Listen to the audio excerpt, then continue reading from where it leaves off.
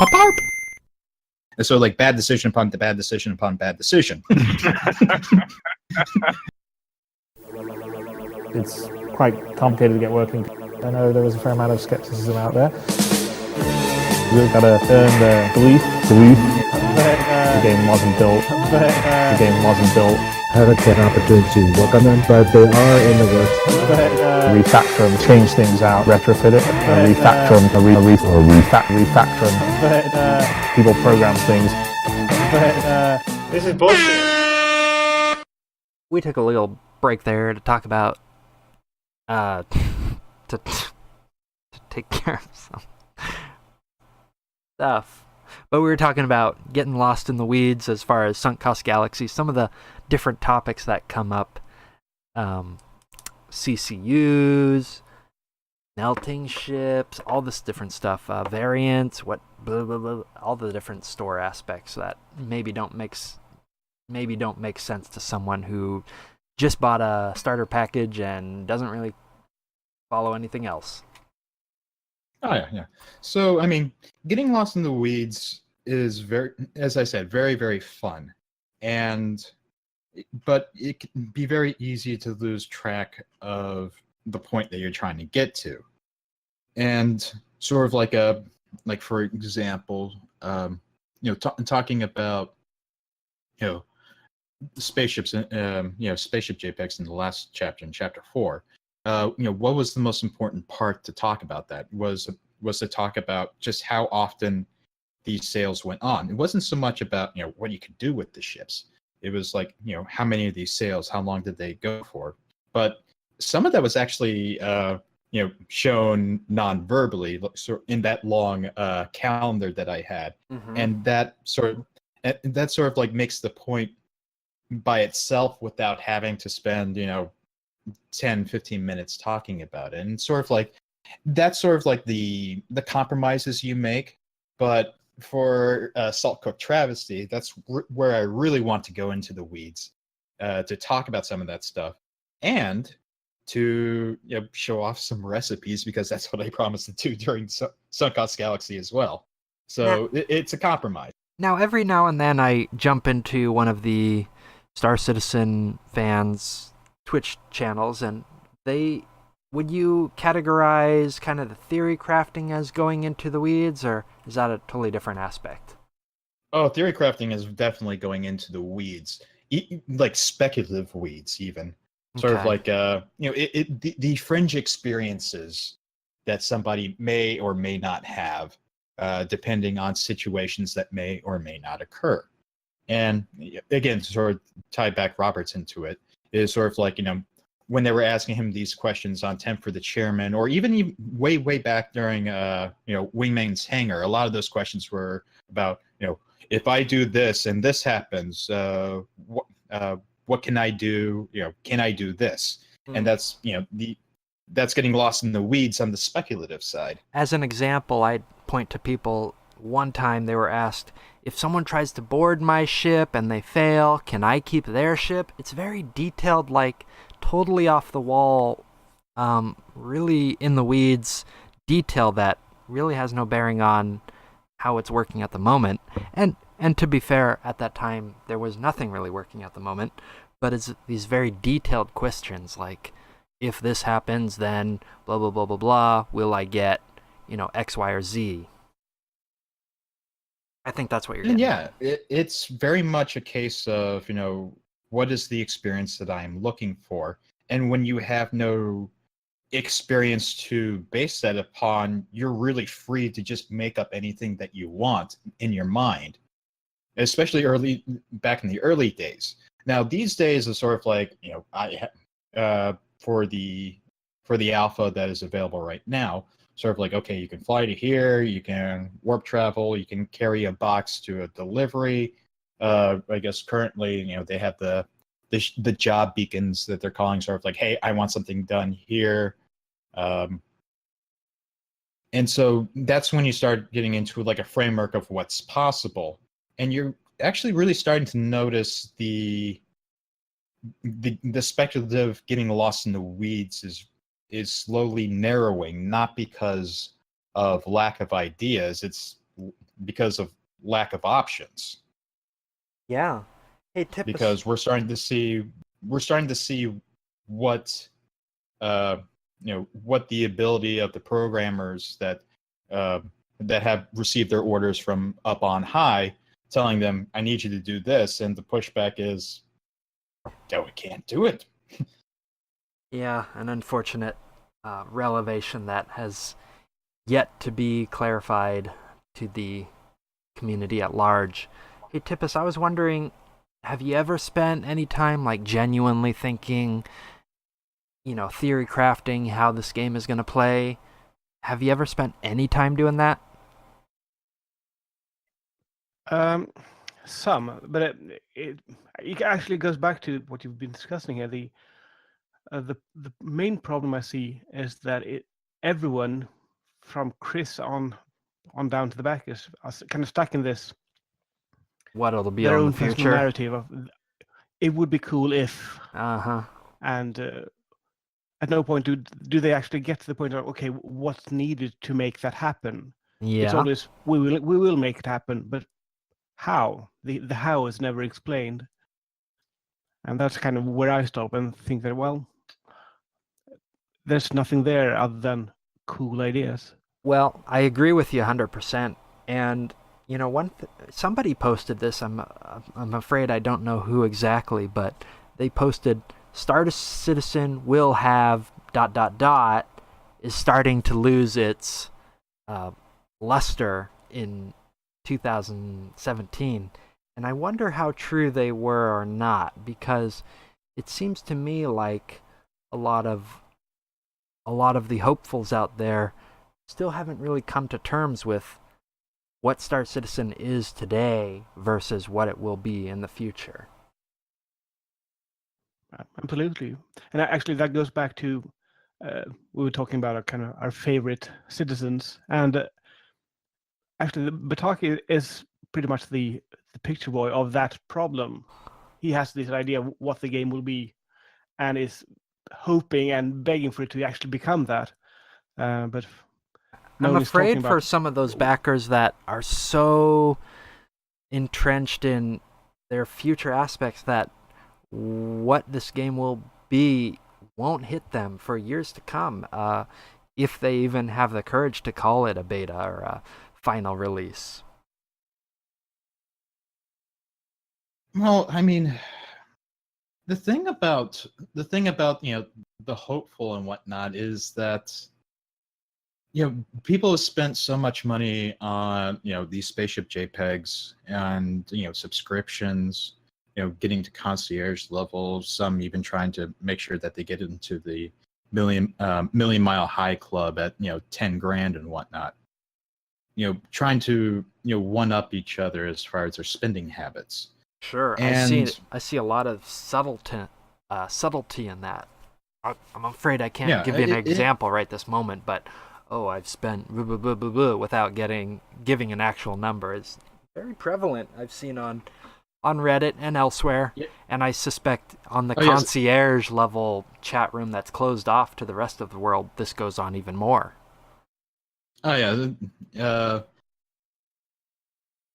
Let's see. It's so the thing about spending money and its relation to hope is, I feel that people have sunk a lot of money, monetarily into the game, and what else can they spend at this point without putting themselves in financial trouble, or like any kind of trouble? And the answer to that is actually hope. Because hope in something is free. You can buy as much hope into a project as you want to. And, the hope that I'll be able to have a pleasant experience in my play style. That is a free purchase that goes well in line with the actual monetary purchases that you've made. Or sort of like, I hope to be the best pirate in the galaxy. Well, right now, there's no game to actually play it and actually prove you're wrong. All you have is your ship purchases from, your Cutlass, your Buccaneer, and whatnot, and you buy the hope that you will someday be that. And that hope reinforces the purchases. And you can sell off hope for free as well. You can dump hope anytime you want. But you're free to buy up even more hope. And a lot of people just keep on buying hope. They keep on buying it and buying it and buying it. You remind me a lot Is it out of desperation? You remind me a lot I of don't know. a post by Loxaborn talking about the faithful. And he writes in one section, CIG will reward me for the faith I have shown. I rise in CIG's esteem by performing acts of faith. And I try not to spend too much time on Reddit, but I see a lot of this kind of idea that I will be rewarded for believing in the project. How? I'm always I will be curious. rewarded with eggs. Yeah.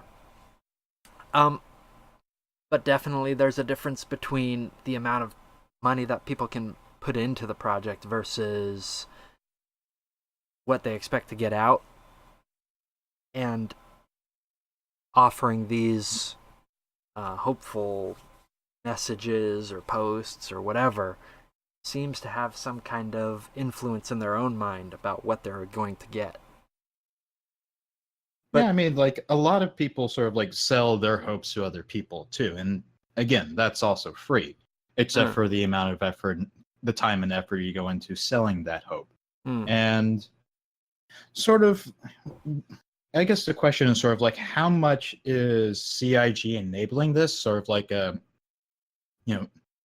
call it a cult, call it buyer's remorse, call it, you can call it a lot of things. And, the question comes down to like, maybe is CIG to blame for, the buying and selling of hope, via, buying and selling of ships.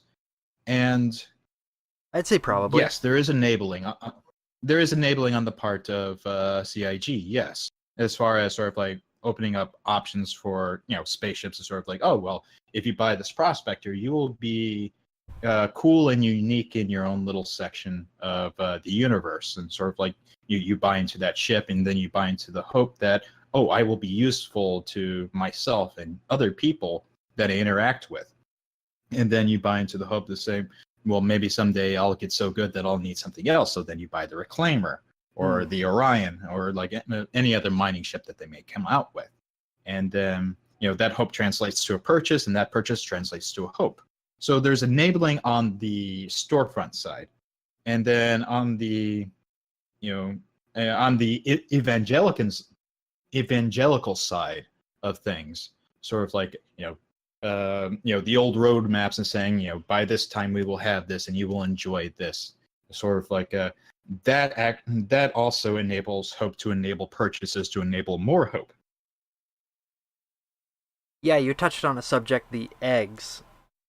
CIG earlier this week released a YouTube video where they, I don't know if it's a CryEngine specific thing, it looks a lot like some of the Unity tree charts I've seen where they have these different variables adjusting the 3D graphics of an egg. So CIG, apparently procedural eggs is a thing now in this project. Well, the question is, which came first, the procedural birds or the procedural eggs?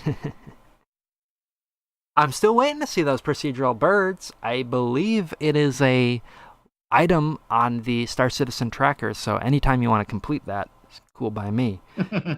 But we do have some video. I mean, like, at this point, we do have circumstantial video evidence of procedural eggs. Yet it has been. I mean, like, is that something that you add to the tracker? No, the tracker. I don't have too much input on the Google Sheet at the moment, though I will add one or two funny things like that, or not funny things, but like obvious things.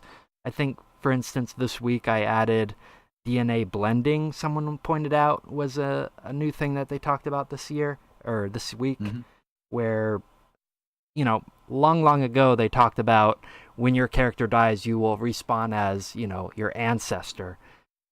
Obviously, nothing like that happening at the moment, but they've talked about it. And Wait, this week, as your ancestor or as your, as your descendant rather. And I guess a part of that is you can't respond with the same exact face as you had before. They have to somehow figure out what your descendant might look like. So DNA blending is the term that should be appearing on that tracker sometime soon with a quote. And but getting back to the eggs, it was really just unreal to me this week to see, we've spent almost 2 years talking about this cafeteria and seeing this cafeteria come to life through small snippets on video series and things like that, NPCs sitting down, and now procedural eggs and different meals appearing on the plates. And in some ways, maybe you can be forgiven. Okay, you gotta kind of, over time, make the meal disappear. But it's a kind of odd thing to be focusing on. And I'm not saying that they're focusing on it, but it appears to be something they're working on, where things like mining are completely absent, salvage completely absent. Keep in mind, these were things that originally were planned for 3.0 or even 3.1. And I apologize for even going into those version numbers, because the version numbers at this point are almost a joke. Honestly, what I think is happening right now is, I honestly think that the CIG is really brushing up the limits of what they can do flight mechanic wise, because so much developer knowledge has been lost from a lot of turnover with old devs that were originally programming a lot of the flight mechanics and the physics codes and whatnot. And so, what was initially down at the very base, what they started to strip away from, the new devs don't really know what's happening lying underneath. Now, so we're running into a case. Sorry, go ahead. You have touched on a bit of a point here. There's some speculation that CIG only hires very green behind the ears. I forget the term. Greenhorns that don't have much experience. And you're saying that, are you confirming that the experience is I'm sorry. Well, I mean, it's not just like it's not just about greenhorns coming in and not understanding anything at all. I mean, you can hire a very experienced programmer and give them a code base that doesn't have any comments or doesn't have any roadmap of why this happens, why that happens. An experienced programmer can look at spaghetti code and just look at, I don't understand any of this. Like, who programmed this? Why does he think this will work? And so, like, you can have a knowledge base of 20 years coming in on a knowledge base of 10 years, and both of them won't be able to communicate to each other because of how someone thought. It's that it's the combined knowledge together that'll make fluid transitions from, okay, we need to change this part of the code. Okay, we've been working here together. I understand what you're talking about. We can make changes, quick, and then things go on. Sure. So I think what I was getting at is the Something Awful thread has speculated that CIG is hiring a lot of new talent. And are you saying that there is high turnover? This has never been confirmed anywhere. Do you have any insight as to what their turnover looks like? To what their turnover looks like, it is hard to track. Myself, I'm thinking at least 20 people a year leave the project.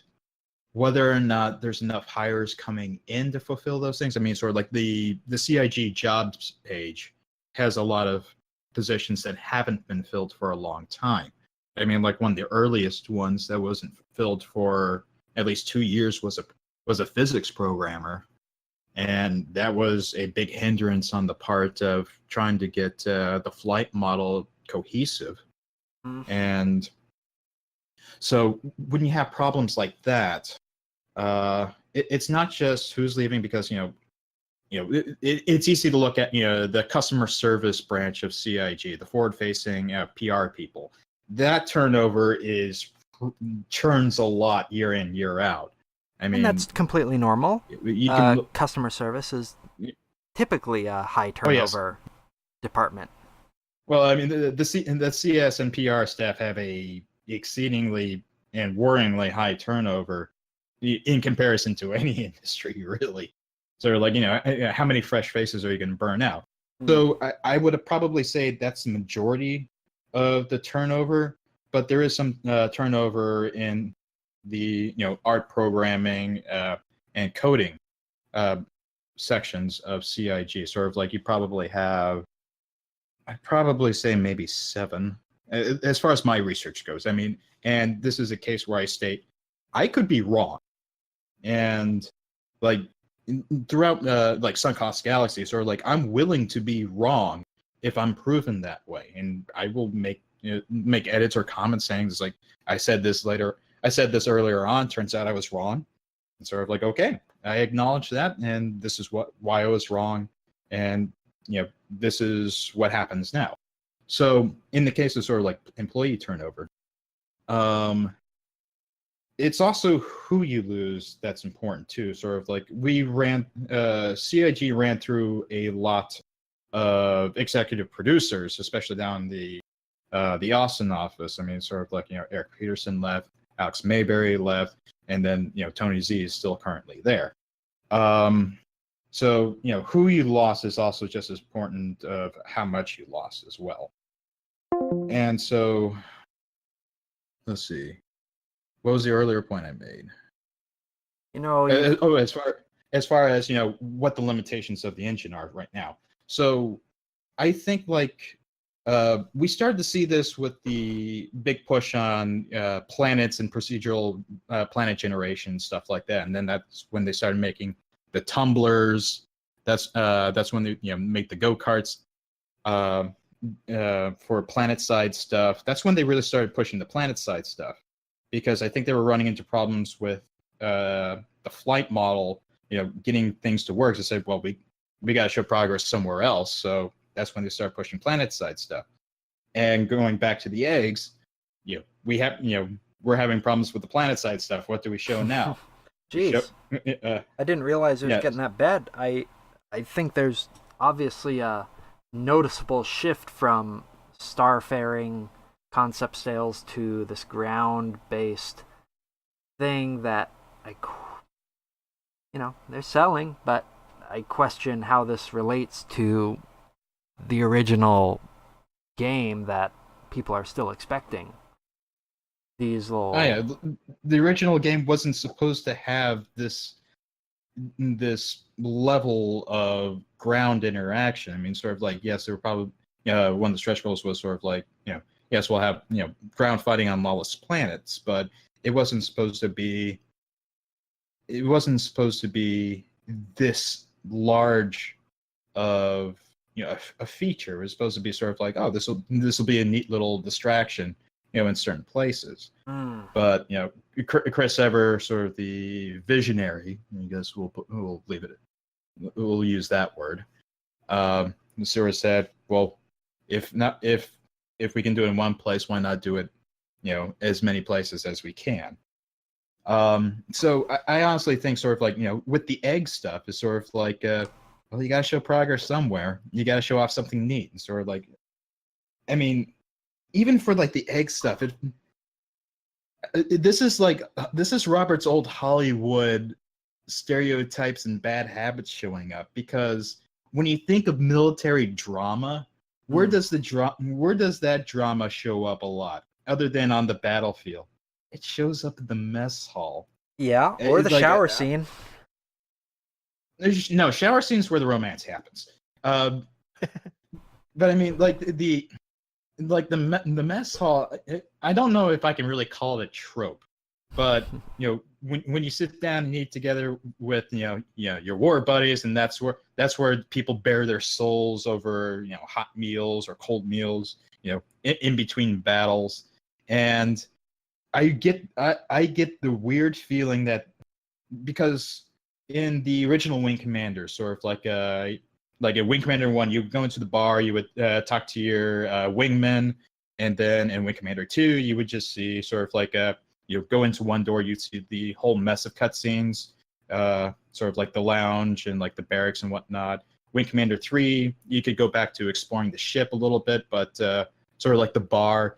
I guess the mess hall right now is the stand-in for the bar, because that's where everybody bears their soul, in the cafeteria as opposed to the bar.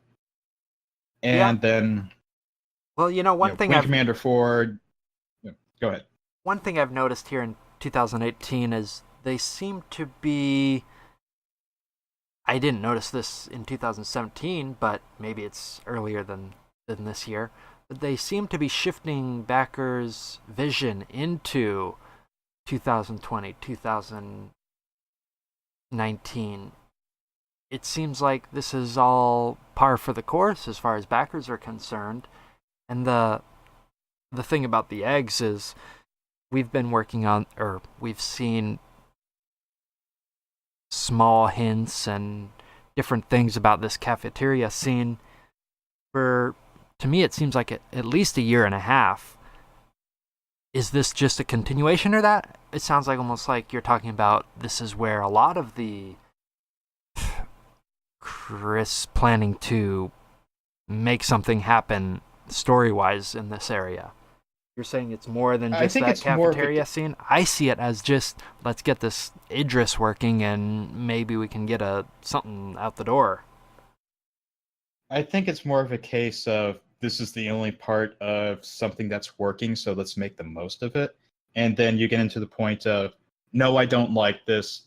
We're starting from scratch, or we're redoing it. That's part of a Chris Roberts problem, is that pursuit of perfection, which throws out the baby with the bathwater.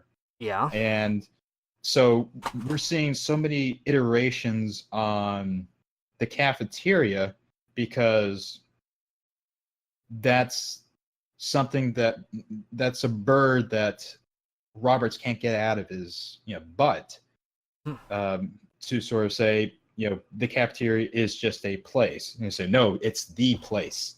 The cafeteria is the place where we're going to have the non-flight drama, at least at this certain point, because that's all where he can demonstrate that drama at this point. Tippis, if someone were to ask you, the procedural eggs, April Fool's joke, yes or no? What's your gut feeling? That was last year's April Fool's joke, I think, honestly. That was the best response I saw. Tippis, what do you think? It just arrived a year late. As far as like what it actually is, I think it's actually genuine. It's sort of I think it's genuine for sure. I mean, yeah. I'm sorry this is audio only, or I would pull up the clip. In fact, that reminds me of something else I need to get to. But there's, I spent a little bit of time in the game dev community, and they mostly talk about. Back to the thread here. I'm sorry about that. But they talk a lot about these menus that they make. Oh no, not that either. No. Where is that?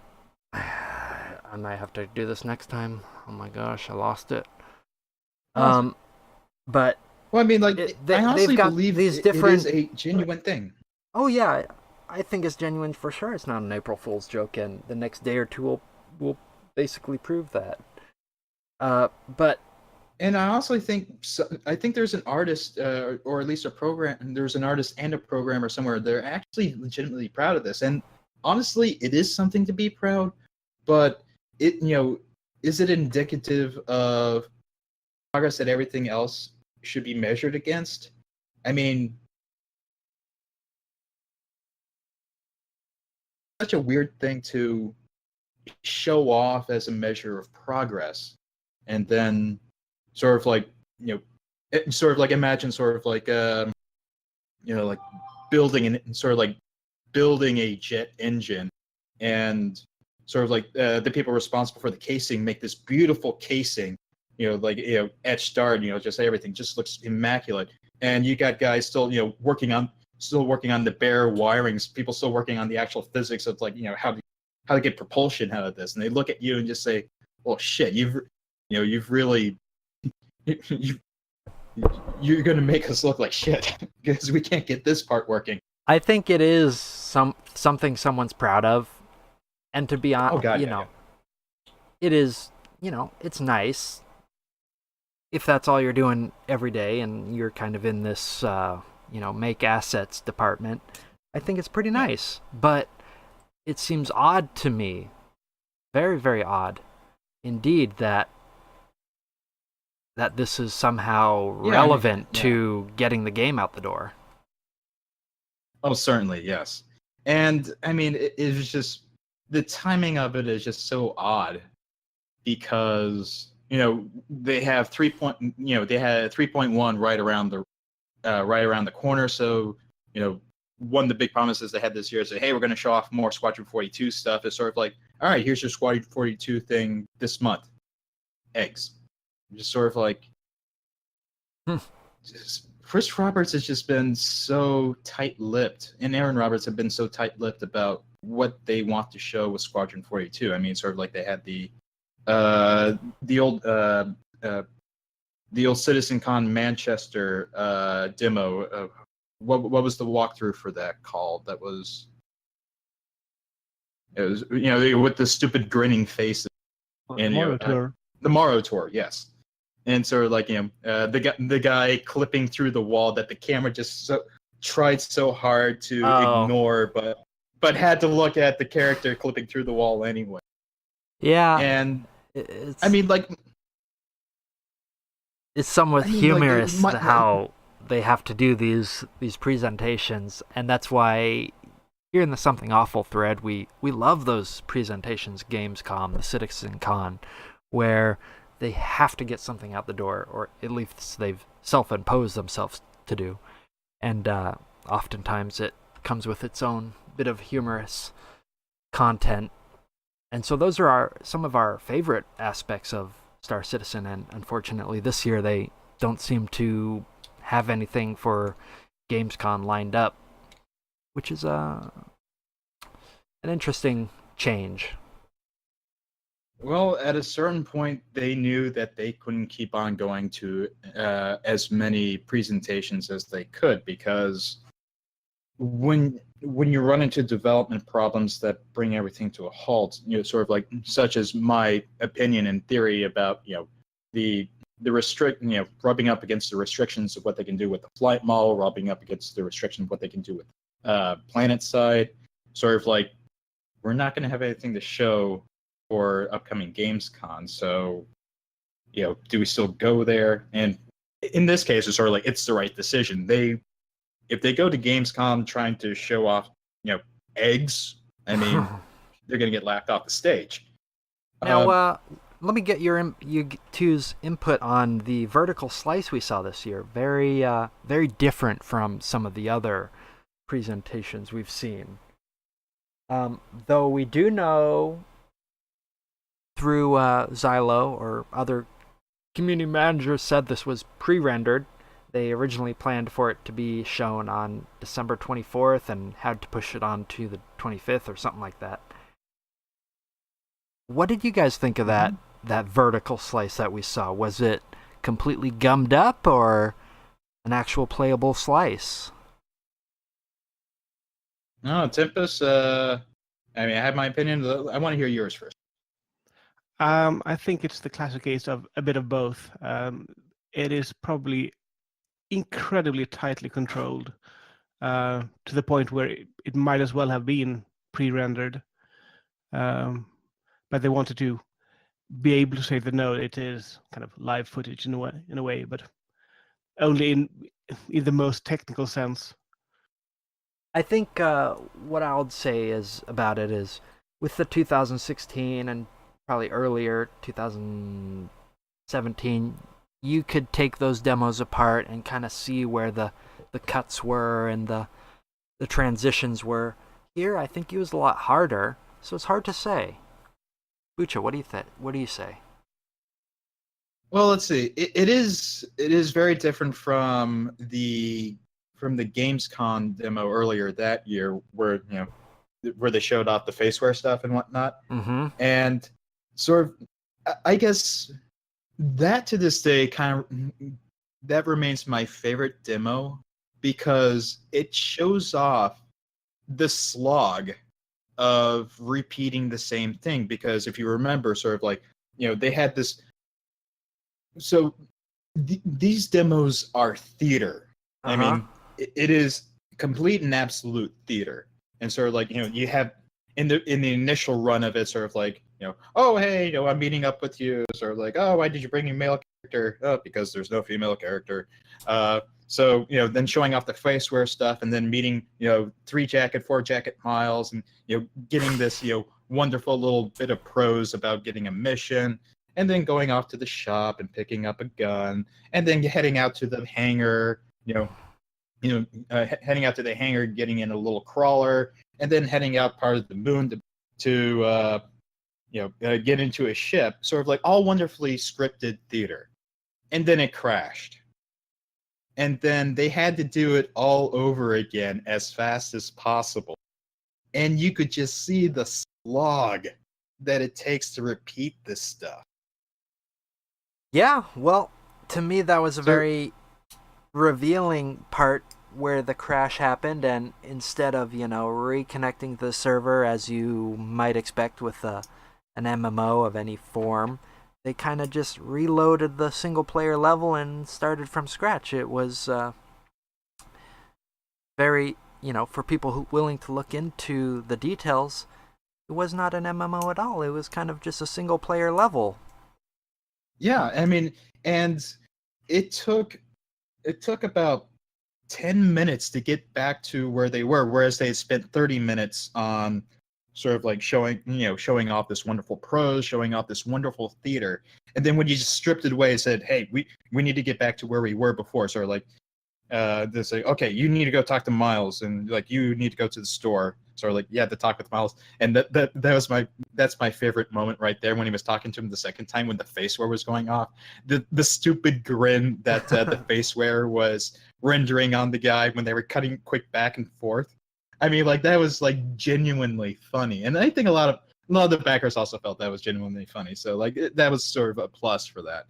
And then, Chris is kind of like, oh, the guy actually has to go to the store to pick up because that's the trigger. Otherwise, this won't work. You sort of like see where the curtain and the backdrops start to part. It was a very interesting scaffold behind it. It was a very interesting peek behind the curtain, and a one that I'm afraid we might not be able to repeat, as they seem to have learned some kind of lesson where instead of performing live on stage, they seem to prefer this kind of No, honestly, if there's one thing Chris understands, it's theater, and that is to his strength as opposed to his weakness. And you're going to see theatrical demonstrations of this kind of stuff again. But getting back to the point on the Squadron 42 vertical slice sort of stuff. So that that demonstration, as you said, sort of like it was pre-rendered, right? I forget what the exact terms they used for it, but they ran into a delay. Pre-recorded. They ran into some kind of delay that caused them to push it back one day, and in that time there was a lot of questions about, well, what's going on here? And I forget the exact term they used, but I don't want to say pre-recorded or pre-rendered, but yeah, some kind of stock video that they had put together. Okay. Whether it was actually in-engine someone controlling a mouse and keyboard versus, a gamepad. Yeah, some kind of cutscene, I severely doubt some kind of pre-recorded gameplay. I would actually probably say or a combination. Non-spaceship stuff. I would probably say the non-spaceship stuff would be the pre-recorded stuff, because you saw the curtain part a little bit, with the Gladius landing legs that were just flickering madly, just sort of like schizophrenically. Like you just saw like the little landing legs were just sort of like going mad. And I think that was part of the problem of like the rendering stuff, because as you start to see now, sort of like the vertexes, like when the current 3.0, 3.1 starts to break down, like you get these vertex Hall of Mirrors, weird wonder landscapes. And I think that's probably what was going on. So they had to kind of pre-record stuff that was a little bit more under control, and the spaceflight stuff was at least behaving a little bit better, because to be honest, there was nothing really going on with the spaceflight stuff. It was very controlled. You just went from point A to point B, and then maybe you had. How are we looking on time here, boys? Tippis, how you doing? Oh yeah, doing well. I'm gonna see if we Can you guys hear me? Yeah, I can hear you, Galarox. Good to meet you, man. Ditto. I'm gonna see if we can get one more person in here, though I'm not sure. Can you guys jump into Discord and be ready to reconnect if needed? How do I call you? So what to go on? Oh, Galarox, hey! It automatically added you. What's up? We were just talking about, and anyone, feel free to yell at me if we're going over on time. I think we're approaching 2 hours here. But we were just talking about the Squadron 42 vertical slice that we saw end of 2017. How much of that do you think was, pre-captured game footage versus, someone playing the mission, as it were? Well, I guess to put it another way would be how much of it was bullshit theater, and how much of it was like genuine. This is what we have. This is my punishment for trying to put it in diplomatic terms. Yeah. I honestly don't know. I mean, I watched that vertical slice, and to me, as has always been the thing from when the veil was lifted from my eyes as to the nature of Star Citizen, is that it's a fucking tragedy. Because this could have been a great game. This could really have been a great game. One thing we haven't talked about because is... of mismanagement. Because of mismanagement, it just isn't. So, with regards to that, you're talking about the one where they have Hamill sort of talking on the thing to the hero constantly, and then he goes off and he flies through the kind of two rocks, one above and below, and meets the lady trying to salvage the thing, and then goes off and rescues the distressed lady in the No, hang on, that was another one, wasn't it? That was one of their. That's the same you got one. it. Oh, it is the same one. You missed a step where they had to go to the Avenger. Right. So, okay. My honest opinion is, given how scripted everything else they've provided is, every other thing that they've ever done is just scripted to fuck, right? So you kind of got to conclude it's going to be the same thing, and that they've pretty much sat down and written this as an advertisement to those who believe that here's what you're going to get. And when you draw that conclusion, well, what can you say other than that? It's bollocks. It's like it's a con job. Well, but it shows what, right? I mean, I am not one of Mr. Roberts' fans, but it shows what he was trying to do, doesn't it? Yeah, I think so. I think I would argue with you that it's not a case of this is what you're going to get. It's more worded. It's worded a little bit more subtly, as in, well, this is just a taste of what you. This is just a taste of what we're doing, and that opens up what we were talking earlier about, sort of self-insertion and getting lost in weeds of the ideas and possibilities. So when you show off, that theater, sort of like, well, if we can do this, imagine the possibilities we could also do. and you're it's striking. a 3D concept. For sure.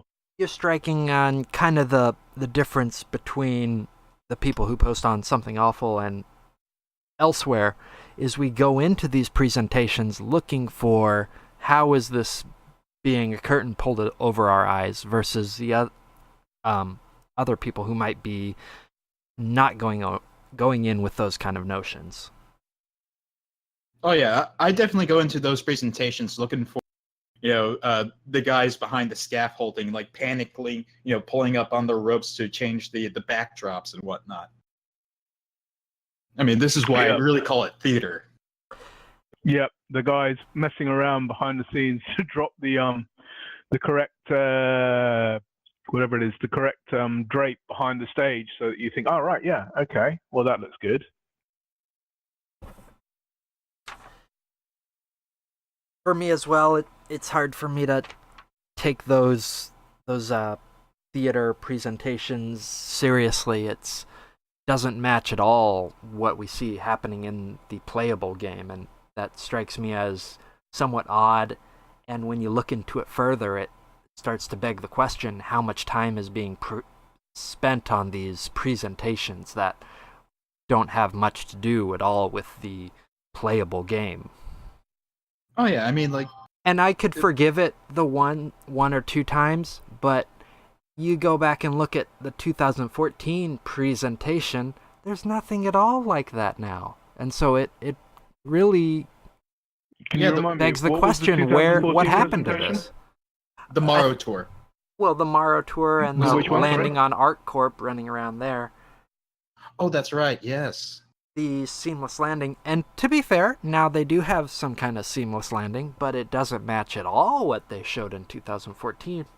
So it really, I mean, even it was questionable in 2014. Here we are in 2018. It's still not possible to replicate. What happened? Where's the disconnect? I don't know. I think the disconnect is that they promise, and I think as we all feel from on the thread from the sort of deep dives that people do into their presentations and so on, is that they present one thing, what perhaps they think that people want to see, and then don't follow it up, right? I don't think it's so much what people want to see, because again, it's sort of like you missed out on a previous conversation earlier that we were talking about, what does a backer want compared to a different backer, and there's no consensus other than I want something personally. And I think it's more of a case of what Chris wants to show, less not so much what the backers want, it's what Chris's want. I would agree with that 100%. I think that was what I was driving at, is that it comes from the top, right? Mm-hmm. And again, to go back to what I was saying about deep diving into what people have discovered from the thread, what appears to be apparent is that Chris will say, right, this is what I want, and that's what his peons then have to provide. And if that bears no relation to the state of actual development of the game, well, be damned development of the game, or whatever stage it's at, that's what they then have to provide. Hence the sandworm, for instance. Oh yes, very much so. The sandworm. How many years old is that now? I think that's 3 years old. I think that was Gamescom. I would have guessed 2, but I'll go for 3. I think 2, though, myself. I don't know. I mean, like, all these presentations are just blending together in history. I mean, Tippis, what do you think? I mean, as far as like the theater of it all. Oh, well, you're absolutely right that it is theater. But I mean, again, I think it comes down to this idea that they're selling a narrative.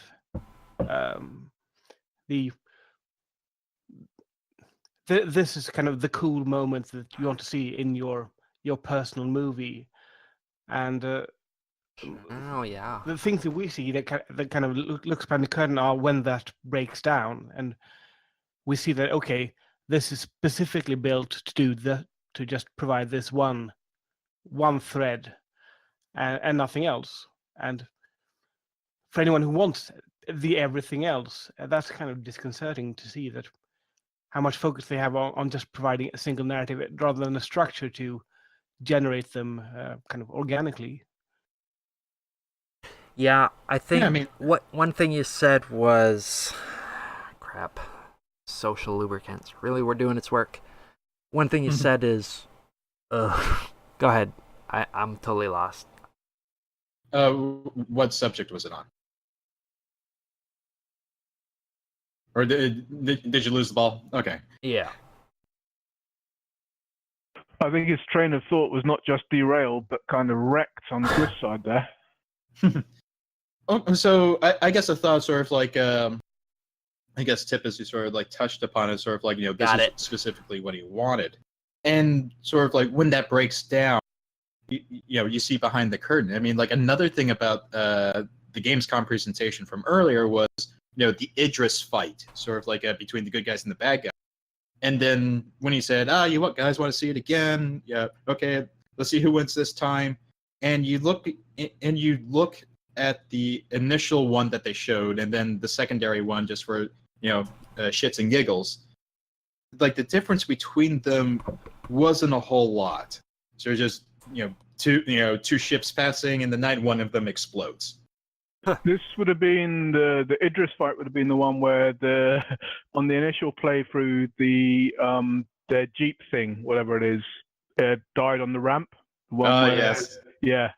I watched that live on, I think, Derek's Discord, and I was very, very drunk and melted with laughter when that thing died on the ramp. Oh my God. I think I recognize your voice, but I think definitely there's a bad translation between the cinematic movie feeling moments that Chris wants to be in the game and what actually happens. It's just, people have been chasing this for 10 plus years, and he's kind of playing out the story in the same way, except worse, because people's money is on the line. Yeah, and like weirdly about that Idris fight is sort of like, as I said a little bit earlier, was sort of like when the game crashed and they had to do everything again. You just saw how much of a slog it was to get back to the point, even when you're not role playing and putting on a theater act. And then the second time around, sort of like no theater attached to this thing, you get to see just how uninspired it is without the theater making it without making it so special. But that was it, though, was the second playthrough, right? They deliberately skipped everything unnecessary, which tells you a lot about the depth of gameplay that there is. So look at how, years ago, I designed various Counter-Strike Source player levels. Mm-hmm. And I made this level and I put all these clip walls everywhere to make sure that people couldn't get where I didn't want them to go. So I made this all, and I said, right, here we go. And the clan I was in, I said, right, let's play test this. They fucking climbed everywhere. They were all over the shop where I thought I had clipped everything off, right? They did all this stuff. I was like, how are you doing that? That's impossible. And so I went back to brass tacks and not completely redesign the level, but cut everything off, right? Mm-hmm. And you kind of saw that in the second playthrough, in that what I'm trying to say is that what was necessary or not necessary was reduced to its absolute pure element, which was that all the crap in the first playthrough, which took like whatever it was, 34 minutes, 1 hour, whatever it was. I think it was about 40 minutes, yeah. Okay, so that was reduced down to what, 15, right? I think about 15, yeah. Yeah, which is what every true player of any game is ever going to fucking do. They're not going to dick around talking to some cunt who fucking, who tells them to go and, I don't know, light a lamp somewhere or whatever. They're going to go, right, yeah, click, thanks, off I go, yeah, there we go, point 2, right? They're going to go the shortest point always. They'll go the shortest point from A to B to C. They won't dick around. That's not fair, because some players always will. They'll role play and they'll try and do everything that they can to immerse themselves in the story. About 15%, yeah. Yeah. So the overwhelming majority of people will always take the shortest route from A to B that they can. Mm-hmm. And that was what was shown so clearly in that second playthrough was we've got to go the shortest fucking route. And you know that whoever the guy who was doing that playthrough, and I pity that person because you know he's going to get a barking from Roberts afterwards. Yeah. He had to do it the shortest possible bloody way that he could. And he did. And they still died on. I think So, one what can you- revealing thing was how familiar they were with all these flags and checkpoints. Oh, yeah. I mean, Oh, yeah. if you look, you can find that they had rehearsed this with journalists, with other people. And Well, I mean it's that brings up the unfortunate point. for It's sort of them like- that things went off the rails during the presentation to the larger public. But for us, it was was great hilarious. rubbing Oh, yeah. material, for sure. I mean, but that also like sort of asks the question, sort of like, what was it? The German magazine claimed to have seen like a different preview of, I don't know what it was, this, either Squadron 42 or Star Citizen for Mhm. planetary landing stuff, and was this it? Well, I think they'd have probably just seen another vertical slice. I don't understand precisely how it is that games are developed in terms of exactly what a vertical slice means, as in what it really is. But in terms of a sort of what I suspect it is, which is a limited universe where you've got an on-rails thing which you've got to follow, I think that's what they did, isn't it? Does anyone disagree? Oh, well, yeah, I agree with you. I think it was theater. it was a single-player level. precisely. It was a single-player level for sure. And, that's what CryEngine Lumberyard appears to excel at. When their ship crashed, they didn't load back up. They just restart the level from scratch. I mean, it couldn't be more obvious as far as I'm concerned.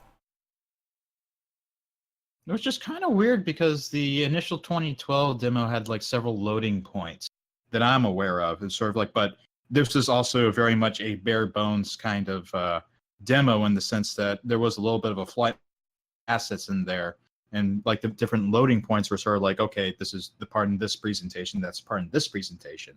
Whereas that seems to have been lost right now, or at least at that point. So I think probably one of the big corrections they're going to have is, okay, we need to chop this presentation into loading points in case it crashes again.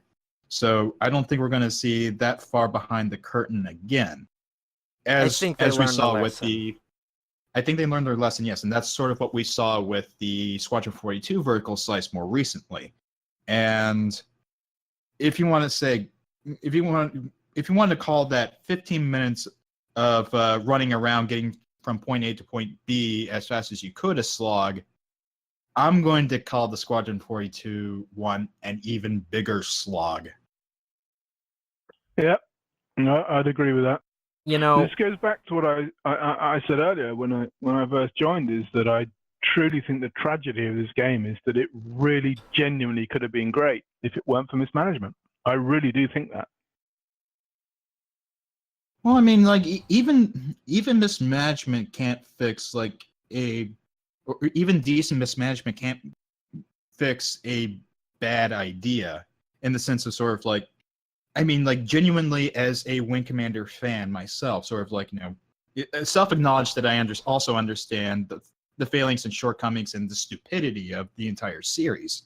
But like sort of like as a Wing Commander fan, sort of like, oh yeah, the drama's there, sort of like, oh, the wingman interaction is there, sort of like the storytelling through talking in the spaceship, communicating with your wingman. Those are the hallmarks of the Wing Commander experience. But the problem became, watching the Squadron 42 demo was just sort of like how long it took to get from one point to another, and then you had to go to another point, after another 10 minutes to get to the next plot point. And this is all in the same playthrough, and that takes that takes close to an hour to even get to the halfway point within one little story beat. I mean, like if you remember the CitizenCon Manchester one, where Chris Roberts brought that giant folder of the script and just went, here's our script, plop, Yeah. And It then it does strike me as to a refer to the something awful thread, someone posted a screenshot of the what's that CryEngine game, the medieval one? Kingdom Come. With, Kingdom Come there. yeah, Kingdom Come, and they had a desk full of folders piled up of their script, which really put it in perspective for me. So that script must be multiple sort of forking paths on your quest to be whatever the fuck you are on that, and kind of makes you think, okay, right, fine. So Chris has got his 1,500-page script, but I mean, really, when you consider that most of that script presumably is people fucking around with mocap, which is not what they've done on a proper game, on a real game, on a game that's been released. Even though, as I understand, it's buggy as fuck, that there are all sorts of problems with various different things, they still released the game. They still released the game with branching storylines. They still released the game with branching storylines with multiple endings. And furthermore, they've done it with, I think a certain degree of panache from everything that I've read about it anyway. And you then compare that to what Chris is attempting to do. And, this is one of the things that really gets me is that the fanatics, the true believers, who feel that he can do no wrong, can't see it. They can't see that it's really not looking that good. I mean, we have our opinions on what it looks like, very much so, and Absolutely. And I guess I can't damn someone for thinking the game looks pretty, because that's kind of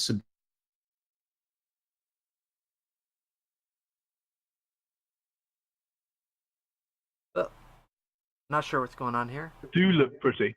They look very, very pretty. That's one of the things which I think has probably shafted this game, is that he's put beauty above content. no, cart before horse, yes. Indeed.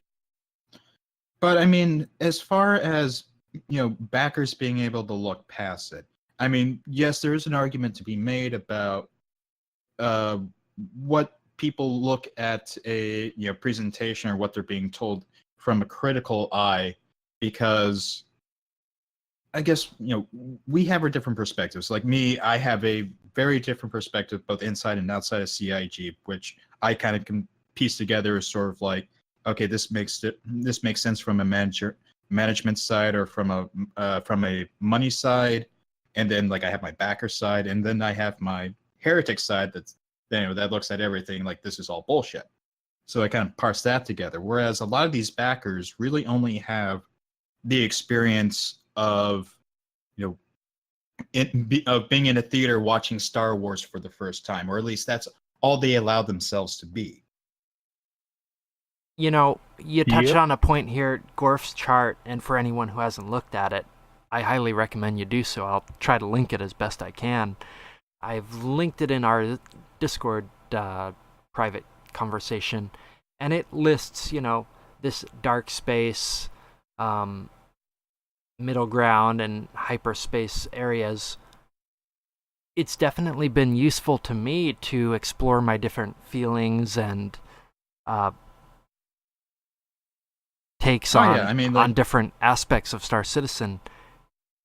And I mean, like for me, like I know that I take a very different stance on whether or not Star Citizen should be completed. Where most people say, yes, it's a mismanaged product. Yes, this is stupid. It'll never release. And everybody says, but if it releases, I'll still play it. But I for myself, I take a very specific stance, of sort of like from a managerial point of perspective, is like, no, this is a completely mismanaged project, and it should burn to the ground and to be an example to other mismanaged projects. What do any of you guys think will be the knock-on end result for other Kickstarters? Because I think, personally, I think that this thing's going to crash and burn, right? I don't know if the rest of you think this or not, but if we agree that it's going to crash and burn, what do you think the knock-on result will be for other Kickstarters? Will people refer back to it, or what? What's the feeling? I think we've already seen a think- little bit of that answer. Already, a lot of Kickstarters are starting to have trouble. I mean, you don't have to look far for examples of that. Yep, agreed.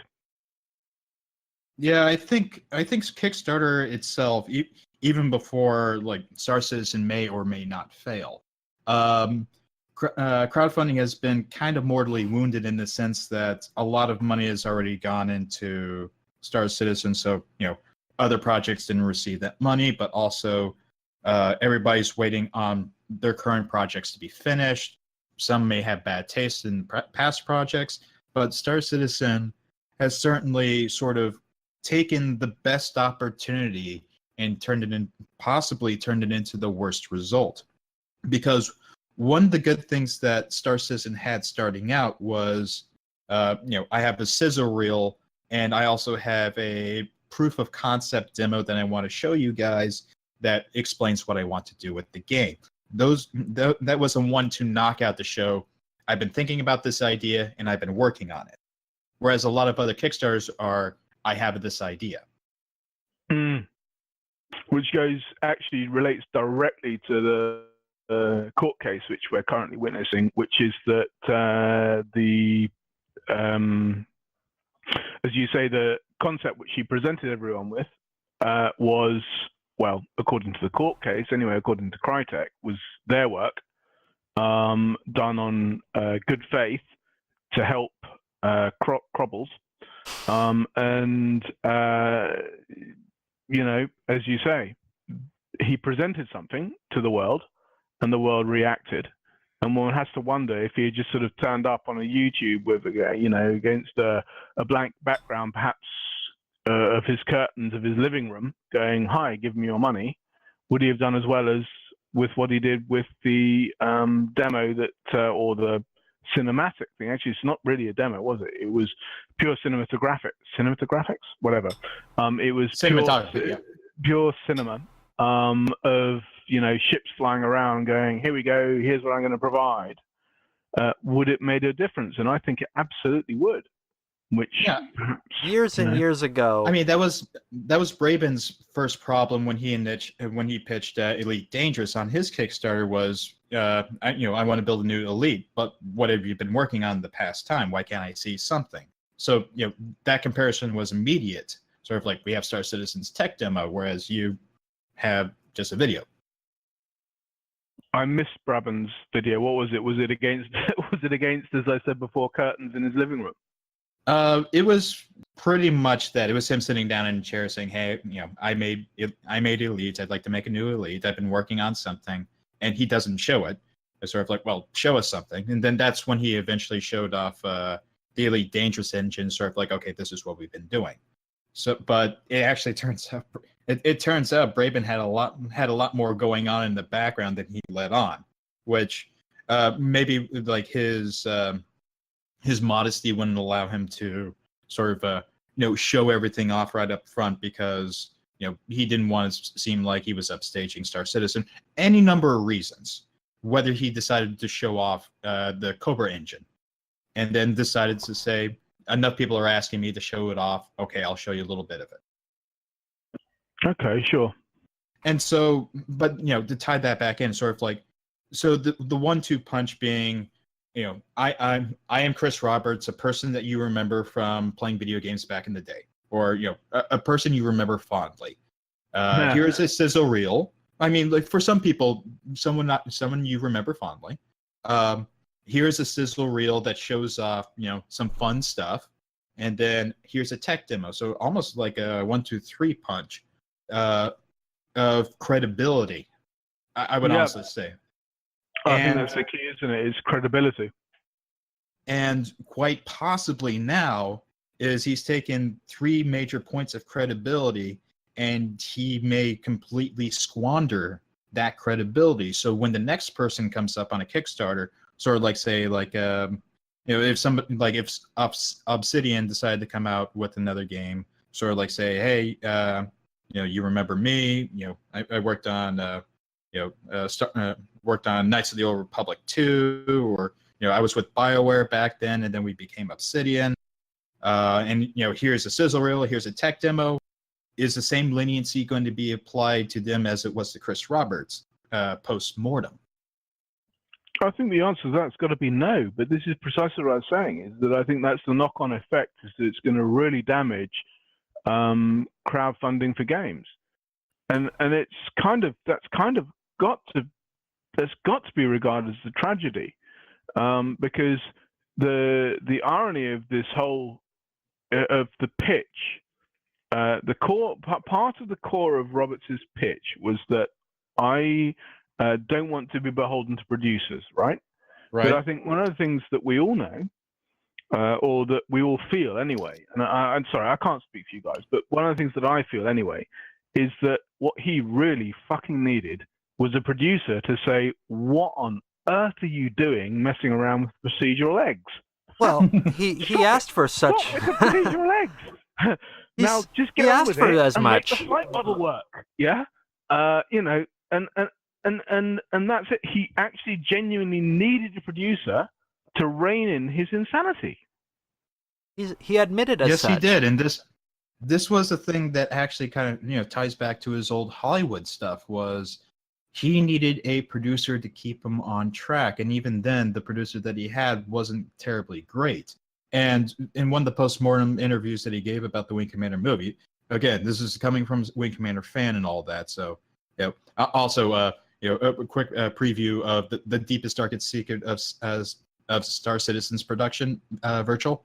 I am Ben Lesnick. So, but in any case, so the thing about the Wing Commander movie was Chris Roberts quoted as saying sort of like, I wish somebody sat me down and told me to focus on 5 important things that I wanted to do with this movie. Now, if you looked at the movie overall, sort of like, if you look, he concentrated on so many details. He tried to do so many things, both in like the production of the movie and pre-production. He concentrated on trying to get like 3D models of like the Kilrathi in the movie, but it didn't work out. So then he went through various iterations of puppets and decided to say, no, we're not going to do the Henson creature shop. We're going to do it in our own house. And so like bad decision upon bad decision upon bad decision.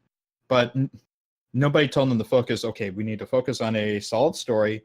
We need to focus on the 3D rendering that we can do, and we need to focus on we need to focus on tone of the movie, because Wing Commander as a movie is just everywhere, tone, visuals, whatever.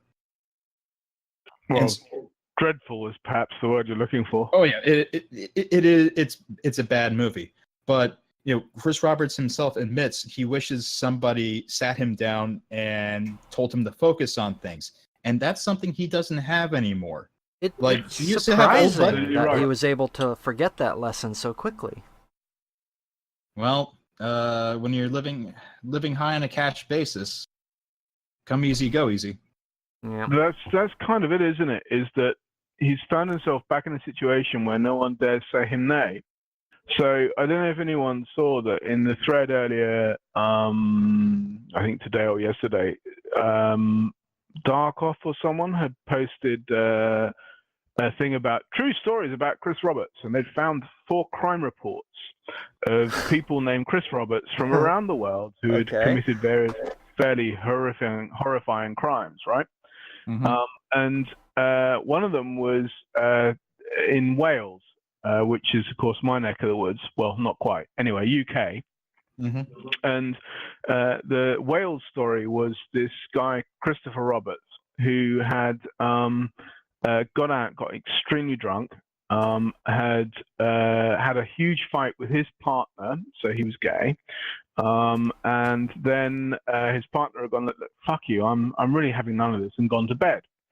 So Chris Roberts had then sat at the bar, getting himself even further drunk in the hotel where they were staying, and then had seduced, or this fellow who was the the victim in this particular story, who was for which Mr. Christopher Roberts, the not Christopher Roberts, was arrested. Anyway, so Christopher Roberts had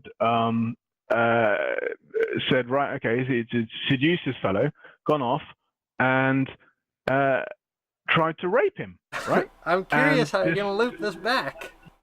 No, this is good. It links back because, right, the victim said that he didn't take no for an answer, and that is how it links back, right? Because everything we know from everything you've heard from out inside of CIG is that Mr. Blobberts doesn't take no for an answer. You say no to him, you get sacked. Turn that pixel blue. Yeah. Okay, so I want it green, not blue. Are you saying this could be the same guy in some? It's a metaphysical. metaphysical. I'm not saying that. No. Okay. No. Let's just make that clear. I mean, if it was the same, no, absolutely, I'm not saying that. I don't want to get fucking sued or anything. But no, what I'm saying is that it was the thing which I read through the article after it was linked by whoever posted the sort of like true stories about Chris Roberts. Whoever it was who posted that, I read all of them beginning to end, and they were all fairly fucking horrific. But the one which made me wet myself with laughter was the point at which you said he just didn't understand the word no. Yeah? Okay. And that's Roberts. It is. It's uncanny.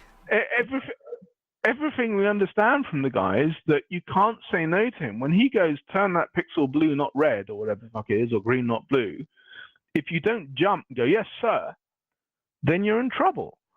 And this is kind of relates back to what we're saying about the rock comes from the top. And when it does, when you're in an organization where everyone is beholden to the chief, and the chief is the guy who, is defining precisely what your goals are, to go back to the sandworm, to go back to whatever else we've talked about, then you're in a lot of trouble if the chief is basically incompetent. Well, that goes back to what I was talking about. These crowdfunded projects is they kind of catapult incompetence to the top, and not to say any incompetent can go on Kickstarter and get $1 million. It's just that there aren't the checks and balances that cause a company to grow naturally versus go on Kickstarter and get X amount of money.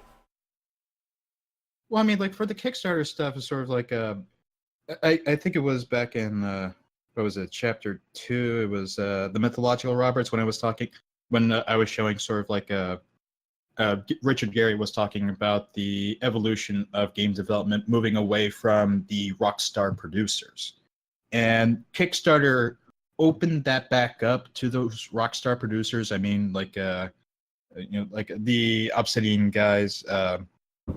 Chris Roberts, Tim Schafer, the Galaxy Quest guys, the Leisure Suit Larry guy, and sort of like these rock stars from the old game development past. The names that were put on boxes. So like that gave him the platform again. I mean, like remember like John Romero tried to come back based off his name and didn't have much to show for it, except everybody kind of remembered that. That John Romero tried to make them their submissive sexual partner. We're talking Daikatana here. Yes. So everybody still remembered Daikatana. So Romero wasn't able to, use his rock star personality on that. But others that didn't have that failure attached to them before were able to come back and do it successfully.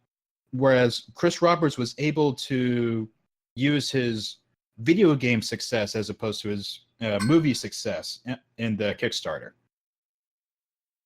To interject for a moment, you could say necessarily had movie success. What he hit, I think again that what Chris hit was that perfect. He hit that perfect spot in time and space where Kickstarter was something new, right, or relatively new, and that he was the right man in the right time at the right place with the right idea to inspire people to give him money.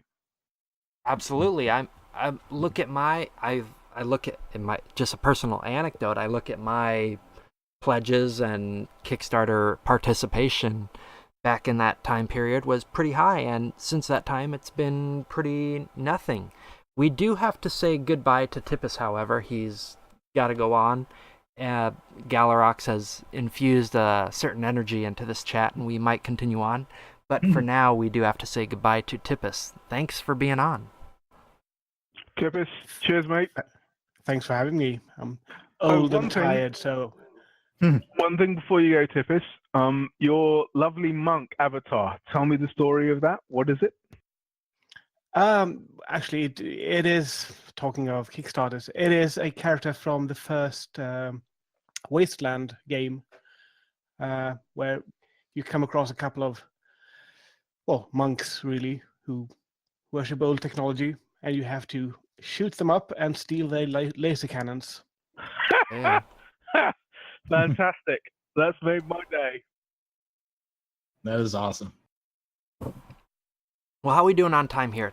Tippis, go ahead and disconnect any time you'd like. I appreciate you being on. I'm good for time. I'm enjoying the conversations. Okay, we'll keep going. Well, let's actually let's introduce Galarox. Sure, go ahead. Well, hello. Yes. I guess Galarox, talk about yourself and how you got into Star Citizen. Okay. So, I genuinely can't remember how I came across it originally, but I completely bought into the dream, right? Oh, wow. I thought, oh my God. Yeah, no, I really did. I bought into the dream. I thought, my God, look, here's this amazing game, which could be the everything for everything. Now, I was not really very interested in the space bit. I was more interested in the first-person shooter bit, because I like first-person shooters. I played an awful lot of, I could list them, but many first-person shooters. So I was far more interested in being like a space marine, and fighting other pirates or space marines or whatever. And I thought, my God, look, this game's got everything, because I believed the hype. So I bought a starter pack, and then, now here's the interesting thing, is that I would not regard myself as an idiot, but I suspect I probably was an idiot in that I really bought into the hype. And I ended up spending, I think it was about $750 or something on the game. I kept buying ships. I went back and I bought more, and I bought more because it was a thing which I was very interested in. But here's the thing, was that I then got, I think the turning point for me perhaps was, I was involved in Dusty Lens's Cutlass thread on the Brown Sea. On the Brown Sea, for anyone who doesn't know, was what Goons referred to the CRG forums, or the Robert Space Industry forums, whatever you like to call them. We call them the Brown Sea. So there I was on the Brown Sea, posting away, going, "This game's going to be great." And how long did this last? Oh, I don't know, a few months anyway. Okay. It was a while. And then I don't know what it was that actually I'll tell you what it was. I can pretty much remember. It was that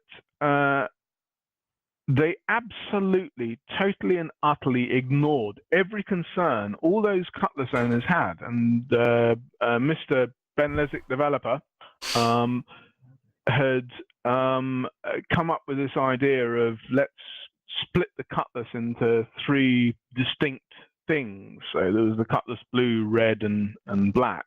The blue one being the police one, which had, I think, slightly improved weapons or something. The red one being the medical one, and then the black being, your plebe scrub basic one. I did not know this. So. So the Cutlass Concern thread, which Dusty Lens was the proprietor of, was fascinating. So you had all these haters come in from the rest of the Brown Sea, really attacking us because we were kicking up an awful lot of stink, saying, "What on earth are you doing to this ship?" The chief complaint was that they'd said this ship was going to be a fast and agile pirate fighter that would be able to, let's use the classic CIG phrase, punch above its weight. So, it became apparent to me over time that actually they really didn't give a shit about this. And I thought, what on earth's going on here? And then I saw on this same thread a reference to goons, and I was like, what the fuck is a goon? So I went and I looked and then found something awful, and then lurked for an awfully long time, and then posted my original introductory picture to something awful, which was Jericho's Raft the Medusa, which is, the Raft the Medusa is this shipwrecked raft with all these people. So I put Ben and Money and all these other people in it, and joined something awful, and then got myself a refund. I do know that picture. That is a good one. My favorite, however, is the I forget the source image, but they're pulling the tugboat or whatever it is down the river. Is that your work as well? That's my work for sure. I love that. Yeah, that's that one is I forget the name of the artist, but it's Russian. He's a Russian artist, and that one was actually an enormous amount of fun to make. It's a funny thing with my Photoshops. I find that it's really weird, right? So some of the ones which I have thought were funniest have been completely ignored, right? No one quotes them or references them or anything, and they're just gone after a couple of pages because of the speed which the thread moves. And some of the ones which I have thought were unfunniest are quoted for pages and pages and pages and pages. So it just goes to show that, what you find amusing is perhaps not what everyone else finds amusing. Yes, the artist and his audience. I mean, well, I guess for that question, sort of like, what are the pieces that you've been proud of? I mean, obviously, like the Boatman was a fantastic piece that it is, adorned in my video, adorned on the SC Funds refund subreddit. Yeah. I think, okay, there's a few that I think The Wizard of Dollars was one of my absolute favorites. Do you remember that one? The Wizard of Oz one, yes. Yeah, the Wizard of Dollars. That was that I loved. That was an awful, and the Stimpar Strikes Back. That one was the Stimpar Parks Back. That one was an awful lot of fun to make. I don't know what else. I mean, I've done so many Photoshops for the thread. Some by request. Actually, I'll tell you what, the Titanic one was an awful lot of fun.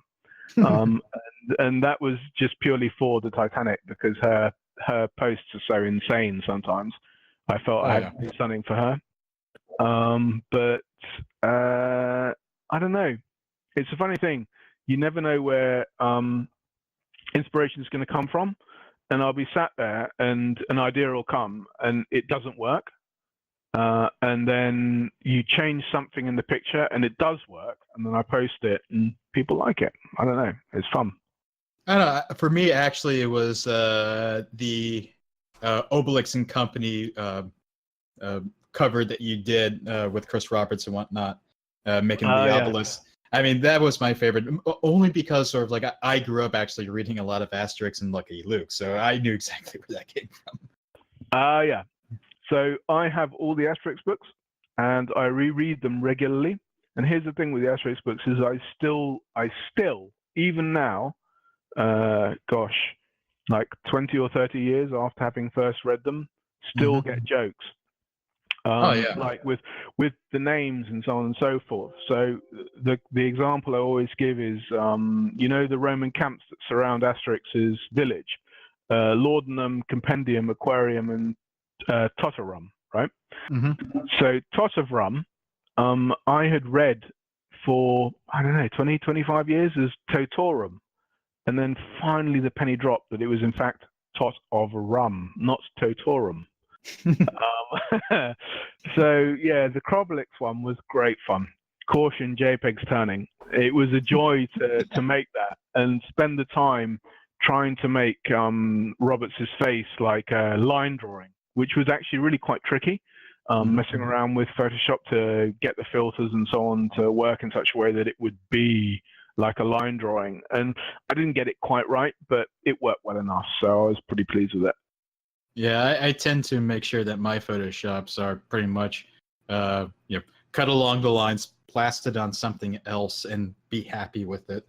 Like trying to go even further in, I've learned is, sometimes rewarding, but most of the times an exercise in frustration. I mean, that more speaks to my ability than like the general aspect of it. Well, what it was with me was that many years back, gosh, 25 years ago now, I did graphic design, and I had to retouch, I mean, quite literally thousands of photographs. So we were doing catalogs and all this sort of stuff. So we'd go to the photo shoot and we'd be sat there and the photographer would shoot all these photos of whatever it was. I mean, the one I remember more particularly than the other was umbrellas. I mean, I had 500 photographs of umbrellas and I had to retouch the whole lot. And after you've done that, well, messing around with Blobberts' face isn't so tricky. I was gonna say, sort of like retouching the watermarks like Ryan Archer. Indeed, yes, Mr. Archer, all of our favorite friends.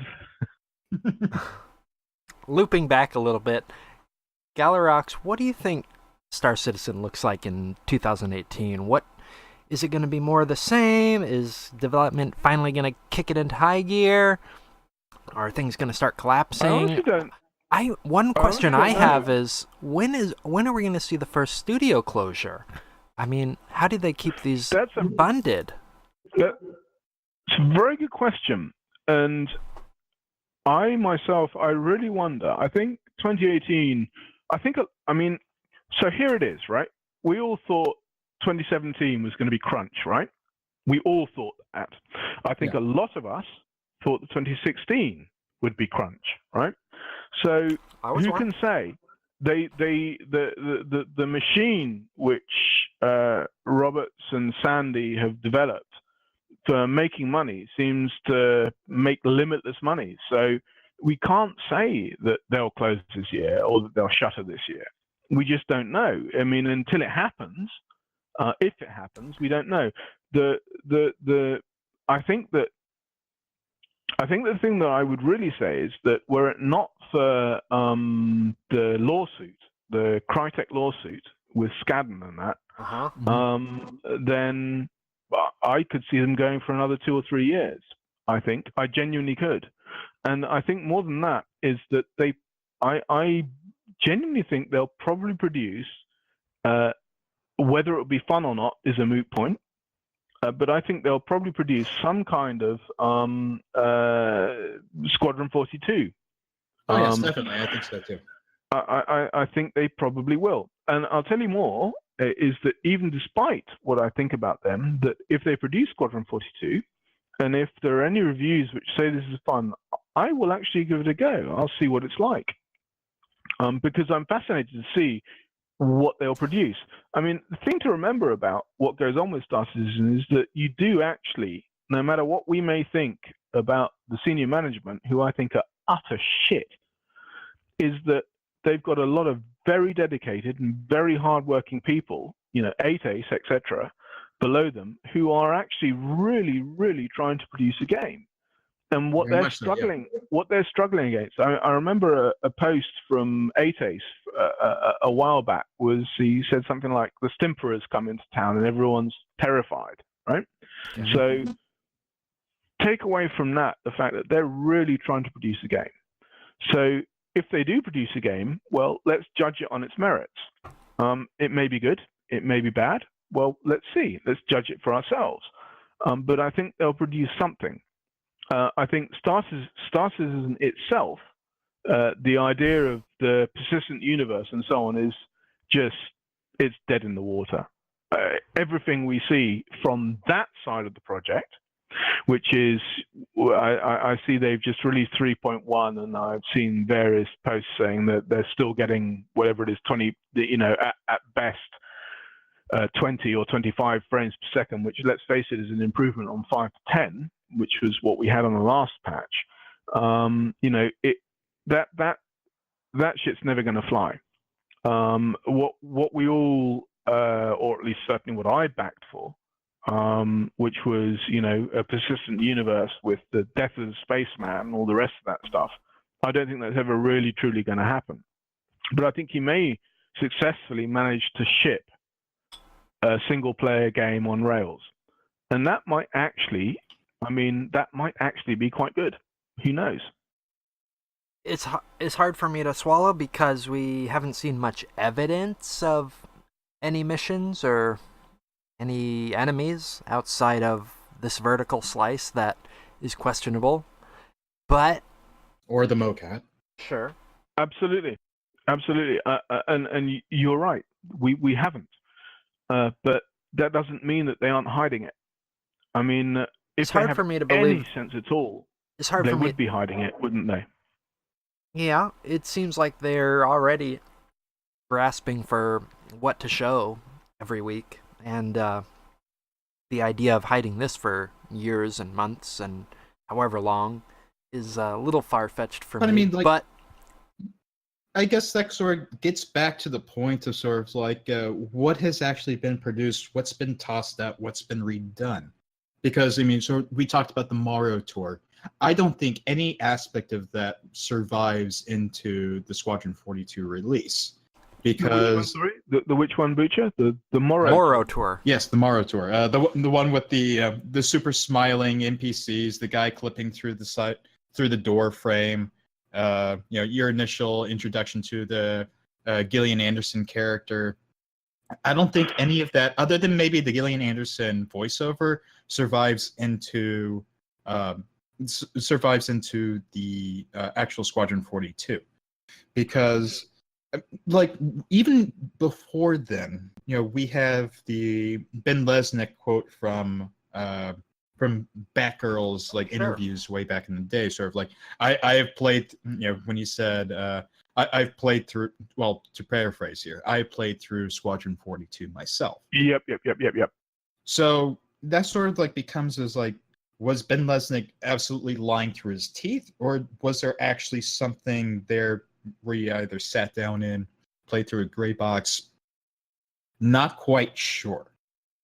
I mean, I probably lean more towards Ben is lying through his teeth in the sense that, he may have seen the roadmap, or might have seen the breakdown of what the current missions were supposed to be.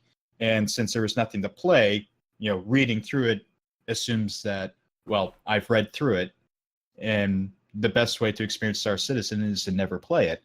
And so therefore he played it. And so that's what he came up as his explanation, sort of like, oh yeah, I've seen, I played the Squadron 42 campaign already.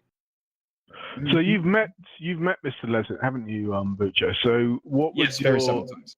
Yeah. So from your limited experience on meeting him, which, if I'm correct, is you've met him not many times, but a few times. Many times, actually. Yeah. Oh, you've met him many times. Okay, fine. So therefore, what would your judgment be? That he's bullshitting, or that he's played it? Well, the thing is sort of like the Ben Lesnick of Austin when he was there is kind of a different person than what Lesnick became at the LA studio. Because at least at the Austin studio, he at least had some grounding. I was there around, helping out as best as I could as far as an investor can. And also sort of making sure Lesnick felt welcome and at home in Austin.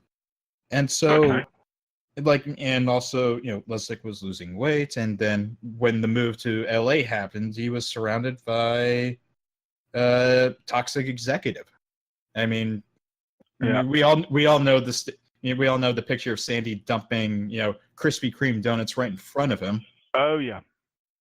And so it kind of turns into the point of sort of like, was Ben Lesnick back then so much different from Ben Lesnick now? And Ben Lesnick has been nothing but very loyal and very devout in, the idea of the project. And do I see Ben Lesnick lying? If he was still like at the office and, everything had not changed, would Ben Lesnick lie about Star Citizen or Squadron 42 to promote a narrative? I think possibly. I think he possibly could have done it. That's sort of like a maybe 40% possibility that he could lie about something. Now, at LA, there is probably an 80% probability that he will lie about something to promote a narrative.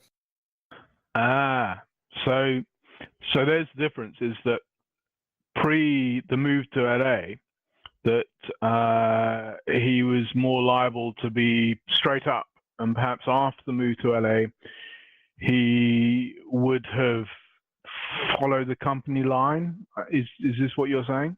Yes. Mm. Well, I mean, Lesnick was the company, and more of the case is that would he be more willing to admit when he's wrong? Back then, chances are he was more willing to admit he was wrong back then. These days, like I was telling Tippis and Virtual Captain about sort of the capacity to own up to your own mistakes. Basically, can the Stimperer be wrong? The Stimperer can't be wrong. Christ Roberts can't be wrong.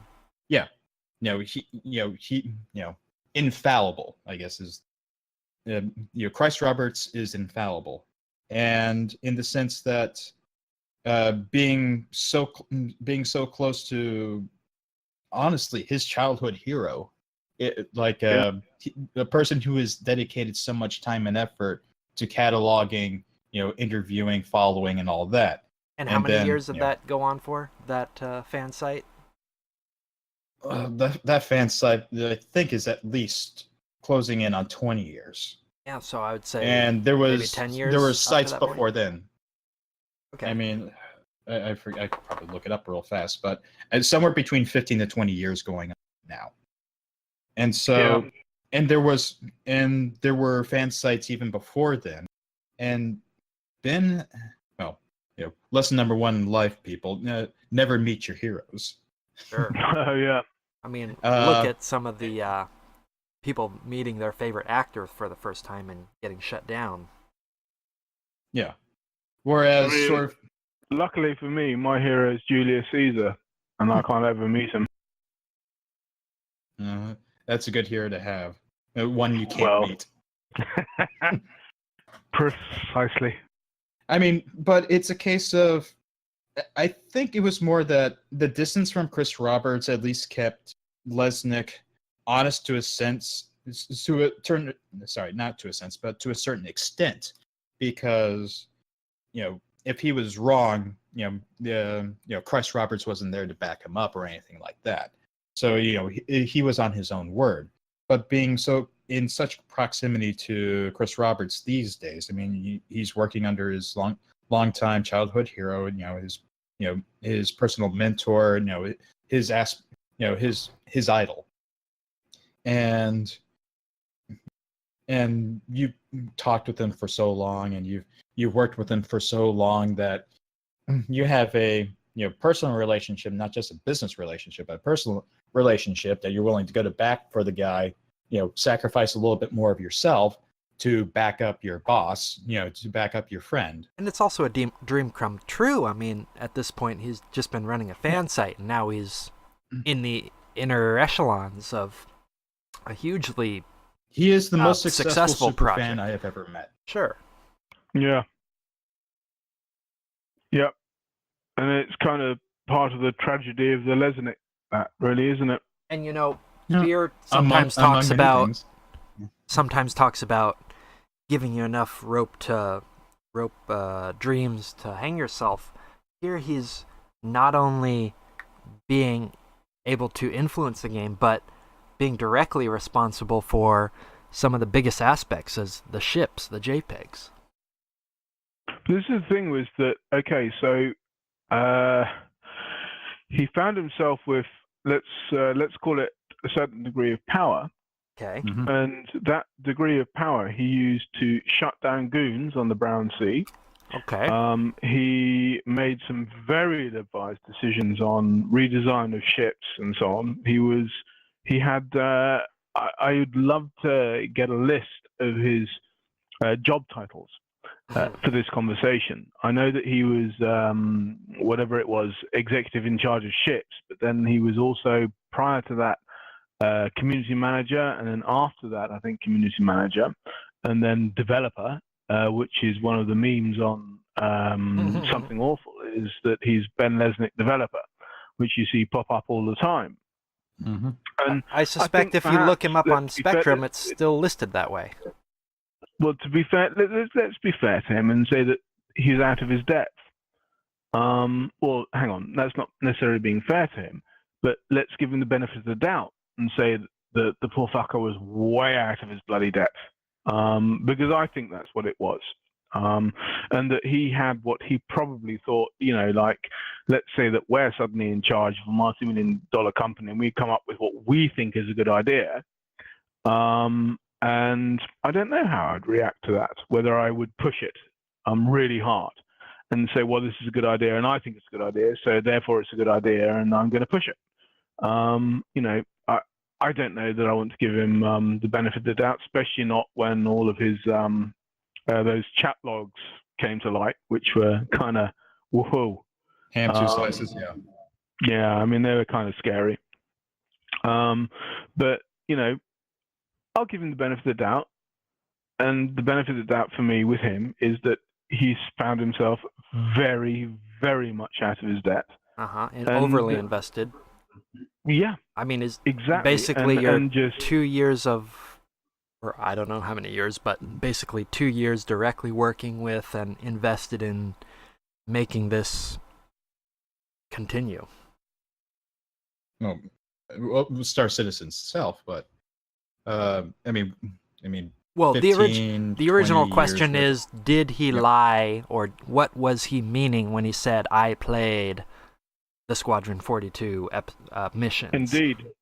That was my original question. And I think that, Bootcha's answered that, and that he thinks, like, okay, so Bootcha's answer was, and correct me if I'm wrong here, was that Austin was 40% he would bullshit, but LA, 80% he would bullshit. Yeah. So balance of probabilities is that LA, with everything and all that he found himself in, the situation he found himself in, is that we think he probably did lie. And I would go along with that as an answer. I'm personally. surprised. How much? Why do we need to speculate about any of this when it's the most open development, AAA development in history? Well, indeed. Because we want to keep Squadron 42 secret. We don't want to spoil the secret. Or the story, or whatever it is. Well, I mean, what was one of the, way back when, not current thread, not previous, I think thread previous to that, before it got gassed, was Chris had gotten drunk, hadn't he, at something and blabbed to some random bird about the plot of his plot. The plot of his, game, his game, yes, his movie game, his movie, whatever you like to call it. Movie game, indeed, yes. I think that's a term one should perhaps coin. What can one say? For me, it always comes back to mismanagement from the very, very top. And I think, I don't come into this with hate for Chris. I really, truly don't. What annoys me is the fact that, effectively, he has, and I don't think conned is the right word.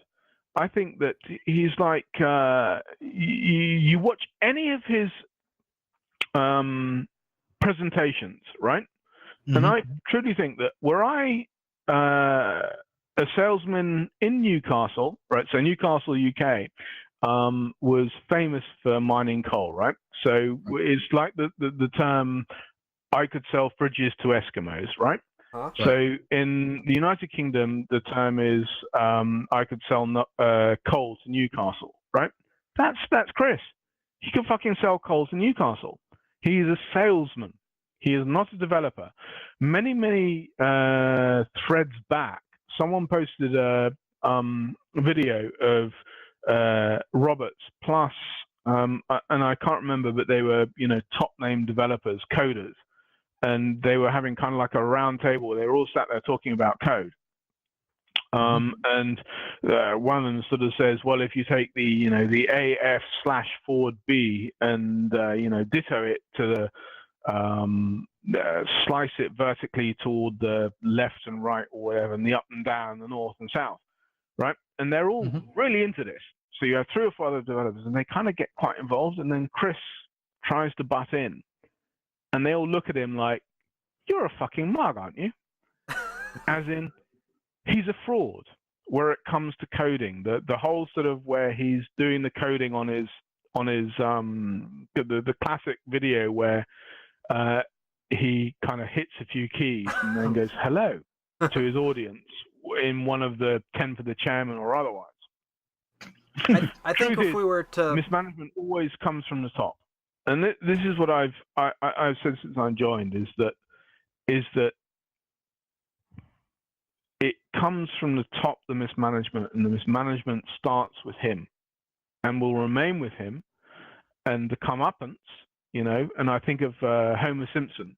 There's the classic Simpsons episode, which I'd love to try and find or reference, but where he goes, no comeuppance, and he keeps going, no comeuppance, and then right at the end of the episode, he gets his comeuppance. That's fucking Chris, running around going, no comeuppance. Yeah, but it's going to come. And when it does come, he's going to get slated in all the gamer press and probably mainstream newspapers around the world. Biggest crowdfunding, it'll be biggest crowdfunding enterprise or whatever, fails. And when the postmortems start, well, I really hope he catches it, because, as I said, when I joined, this could have been one of the greatest games ever. And the tragedy is that it won't be because of mismanagement. And mismanagement, as I said, starts from the top, and the top is him. I agree with your Very much so, and I agree with your sentiment. This was highly ambitious. This was on a lot of people's mind. Certainly those of us that had trouble with EVE Online, but still wanted that kind of experience, were looking forward to it. But whether or not it was ever possible is questionable to me. Oh, indeed. What he imagined, I think, may never have been possible. And this is where I have to say kudos to him, because he imagined it. He thought, let's try and do this. But, and of course, no sentence is in any way relevant before one says but or however, which is the posh word for but. But however, it just isn't gonna happen like he dreamt. And it's just a fucking tragedy. Well, I agree with Beer in this case. The outcome is sealed. I mean, for that, I feel like the initial, well, I guess making something for $2 million, because initially, I mean, I don't know if you guys were aware when I talked about this. the initial idea of the $2 million pitch was that I've would be watched your vids, man, and absolutely love them, all of them. Thank you. So the initial pitch of the $2 million project was to be able to put together a functional prototype, at least sort of like something halfway finished, to be able to show to a publisher and say, okay, there is this much interest in it. We kickstarted it up to this point. This is how much we got done. We need more time. We need more money to create more time to finish this. And then you would go off to a publisher like Microsoft or EA. So the initial pitch of the 2 million thing was probably not going to happen the same way that everybody else thought it was going to happen. So obviously there was always going to be more money involved. And then the 6.2 was going to be able to say, hey, we can actually get Squadron 42 done. We can probably get it done with this amount of money. And then we can use the technology based on Squadron 42 to make Star Citizen. So there were still restrictions, but there was a much clearer path to say, okay, we can possibly do this on our own under the restrictions and the scope that we have. It's when we started getting into 23 million, 35 million, where everything could be done with the money coming in. And that's where the restrictions came off. That's where the handcuffs came off. That's where the bridle came off. Wild horses running on the plains. Sort of like you can go anywhere, be anyone, do anything. And that's where the project really started to fall apart. I'm curious because everybody probably has interactions with their local restaurant owner or whatever that runs a little $200,000 company or whatever.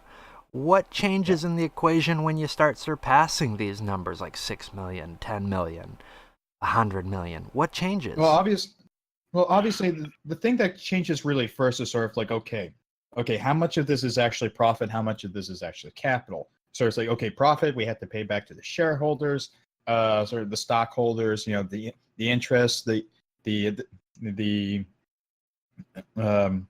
or maybe it's assigning like bonuses to staff, sort of like the council or whatever you have for your company. So that's where that initially goes to. Sort of like, okay, we made over what we projected, so we need to dole out the payments, and then based on that percentage is okay. What can we grow? What can we incrementally grow safely? That's what happens, at least in a normal business sense. Mm-hmm. And Galarox, I think you were about to say something too. No, I was just agreeing with you. Okay. But in the sense of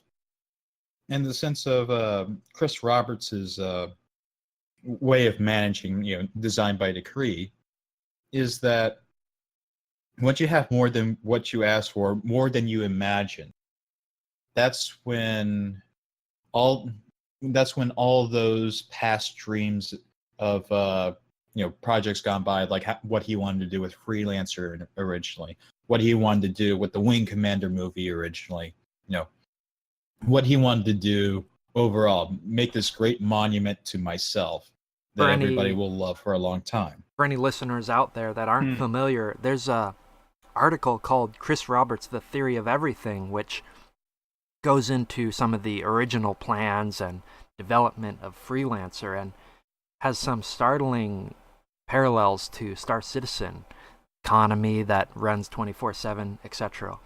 And it's a really interesting read, and it really speaks volumes as to how that didn't work out and how it's being recreated in the Star Citizen fantasy dream.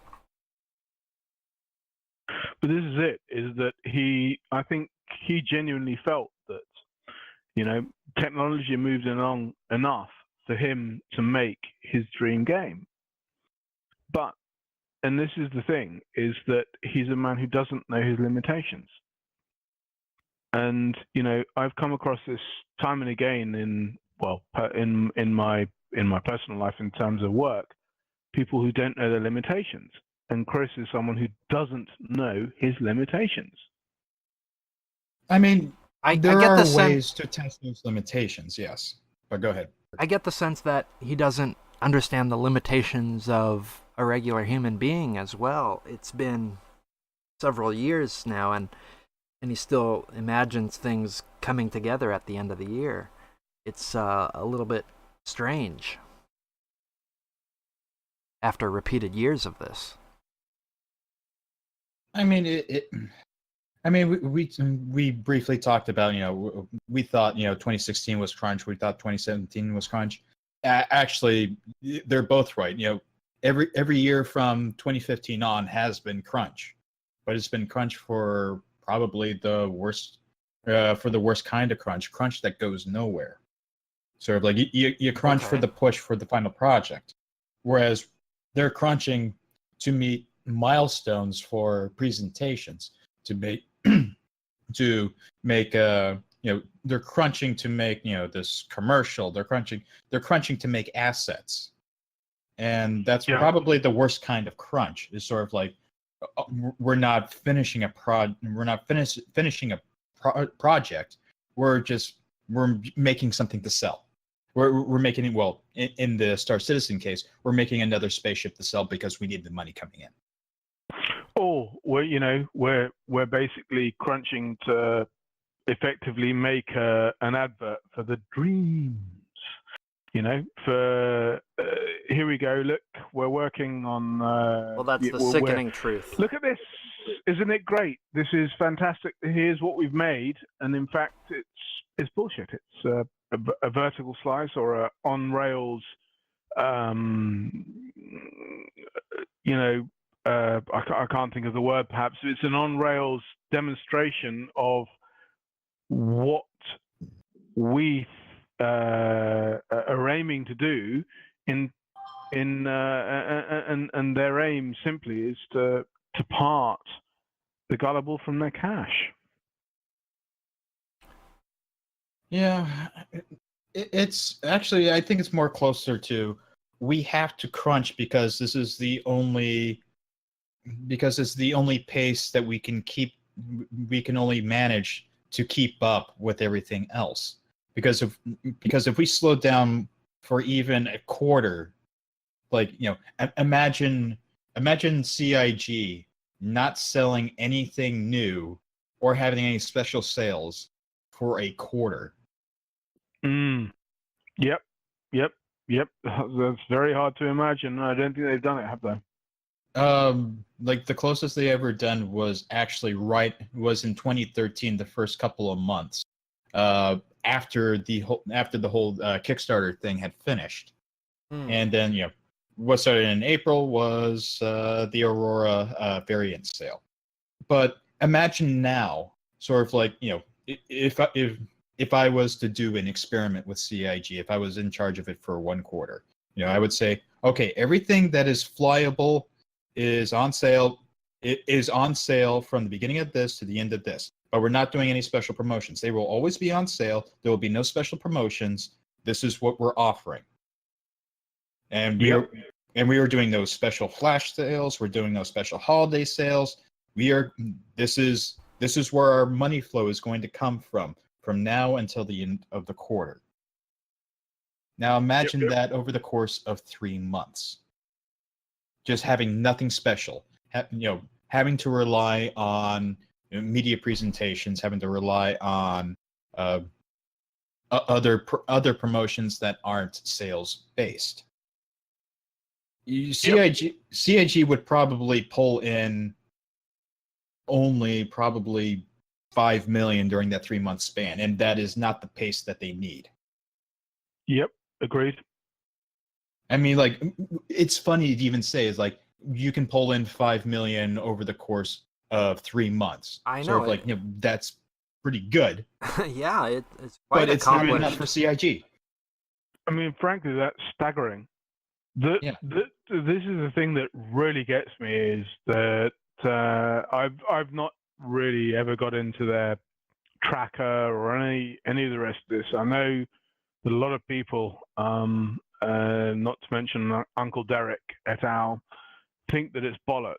But I mean, it's one of the things that absolutely amazes me is they keep pulling in money, and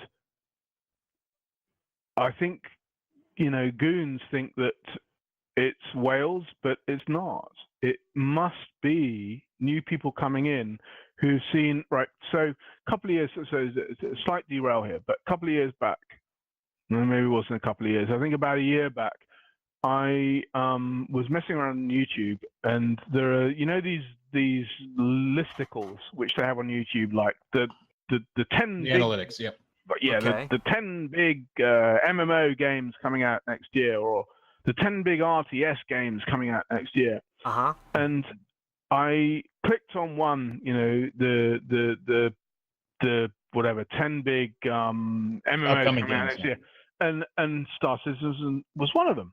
So I kind of followed this, and I clicked on a whole load of others of the most exciting games coming up next year, and the most imaginative games coming up this year.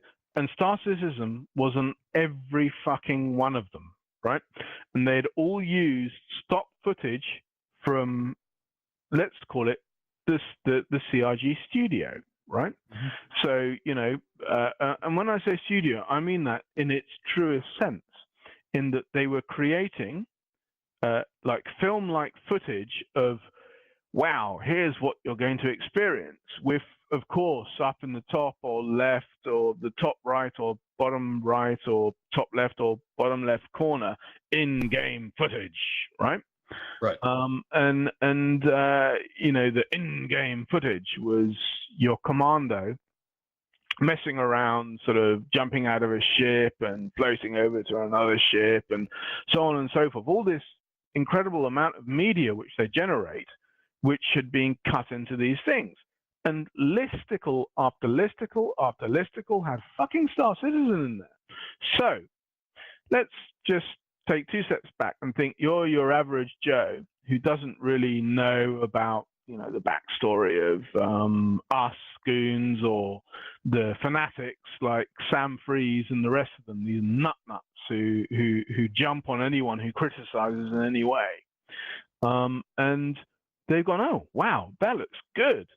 Okay, I'll buy a bit of this action, and they go and they buy themselves the $45 or $60 starter pack with an Aurora. Mm-hmm. So this is it, is that I think that they will keep generating money. There will always be those people who do not know the backstory until the backstory becomes the story. And I think that we're quite close to that tipping point. Personally, I think we are. We're quite close to that tipping point where it is that instead of it being, that people will come along and see this amazing thing and back it, to being where people will come along and see this amazing thing, but have heard that this is, a really troubled project and not back it. And we're hitting that tipping point, I think. And who knows where that will go. I guess so. For me, like, I would offer a counter argument to that. Again, this is based off experience, and this is or my experience within CIG, and based off conversations I've had with CIG developers, past and present. So earlier, virtual, we talked about sort of we hit on the article in the Quebec Huffington Post about Turbulent talking about numbers. The ballpark. So okay. Yeah, and ballpark figures. Okay, so we're going to talk ballpark figures here. Are they 100% accurate? No, but these are indicative of what's going on. So at the 100 million mark, we had about a million sign up, and of those million signups, 50,000 of them were actual backers. So sorry. No, not 50. 500. Run 500. that by me again. Okay. So at that time, at the time of the article, they had said they had raised about $100 million. Yeah. Yep. And also at that time, they had about 1 million quote unquote citizens. Yep, got that. Yeah. So you would think about, 1 million citizens, maybe giving like $10 per or something like that would be that. It turns out it was the actual number of paying customers was closer to 500,000. So half of the actual citizens were actual paying customers. Gotcha. Yep. Okay, so we fast forward to right now. So right now they hit over 2 million 2 citizens, million, yep. but they only reached 180,000. $180 million. So there's $2 million missing from the actual ballparks here. So Gotcha. what that would indicate is, even though they're getting new citizens, less money is coming in. Yep. And so, so do you think that that tipping point is already passed then? The tipping point that I was talking. Yes, I do think that point is actually already passed. And so they've been relying more on the big whale backers more than they have been relying on new customers coming in. Because at a certain point, you sell, like, the only franchises that really sell more than 1 million units are the annual, like, sports franchises and maybe Call of Duty or Battlefield. The $1 million shipped mark over that is reserved for very few franchises. And as big as Star Citizen likes to aspire to, it is also a somewhat relatively obscure thing, as much as it's a niche. Yeah, it is an obscure niche, and it is an obscure product. Yes, it has been talked about in the media a lot. However, it is also a obscure niche that not a lot of people are going to buy into, even though it promises, whatever its promises. That doesn't matter. Well, it promises to be everything to everyone. That's the yes, and that's I totally agree with what you say, but I still think that Wales simply cannot be providing, if the tracker is correct. And I know this is the thing, but if the tracker is correct, I simply cannot believe that there's a core of whales funding them to the degree to which they have been apparently funded. I think that there's still a lot of people coming in from outside who do not know the story, who are like, wow, this is great. Yeah? They're going off these, listicles. They're going off and they're thinking, wow, that's great. They search RSI or whatever it is, Star Citizen, they find the RSA website and the ridiculously shittiness of that bloody website. How anyone can navigate that, I don't know. I tried it the other day just to see what ships they have from when I refunded. And I was like, Jesus Christ. God, it was an effort to navigate through to find how to buy in. I mean, it really was. But anyway, so I'm Joe Public. I've seen these, I'm a gamer. I've sort of looked at all these things with, all these other games, which are real games, which will probably be released. And I've seen Star Citizen among them and, clocked its early access or whatever. And early access is now a thing. And I've gone and I bought in. I just don't believe that it's... what I'm trying to say, essentially, guys, is that I don't think that it's just the whales funding them. I think that there's still a constant stream of people coming in and buying into Star Citizen and the Dream. The one hard number you can look at as far as this topic is they do often now sell some of these new concepts to those concierge members, for a week or 2 weeks or even a month before the general, backer base. And one of the posters has some nice charts that compare these numbers the best that they can do. And to me, just ballpark figure, it looks to me like the whales spend about 70%. 75%, I would say. Seriously? And 1/3 or so comes in from the general backer base, and that could include new people as well. Actually, Jesus. that I does mean, actually make sense. I find that deeply terrifying. Guys, 2 secs. I'm just going to go and grab myself a beer from the fridge. So. Okay. Well, how are we looking on time Okay. here, people? I was thinking to wrap up here soon, but if you're good to go on, I'm still good to go. Here. So actually, I don't want to talk too much without Galarox, but okay. So the setup for this is the recent Vulcan ship sale. Right. So I looked at a lot of the data set and found out that the Vulcan sale probably brought in close to 800,000 over the course that it has been on sale, which has been 40, 50, almost 60 days right now. It's almost been on sale for 2 months. And it's somewhat questionable to me, because why does High Admiral, Zaphod, why does a High Admiral get something this, for cheaper? Right. Why does he need this little dinky whatever support ship? He should be having 10 of these supporting him. The metrics that I've looked at don't ask that question, and there's no answer to it. However, what I did look at as far as what was available to me. So I'm going to pull up the graphic right now. Let's see. Okay, there is one.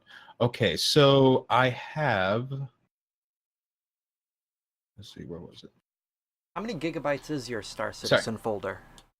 Of my Suncoast Galaxy or my Star Citizen folder? Well, I use, in one of your videos, you scrolled through a lot of different pictures and videos and things. I'm wondering how big that is. How big that is? That is, I think, at least 10 gigabytes right now. Well, good on you with video and whatnot.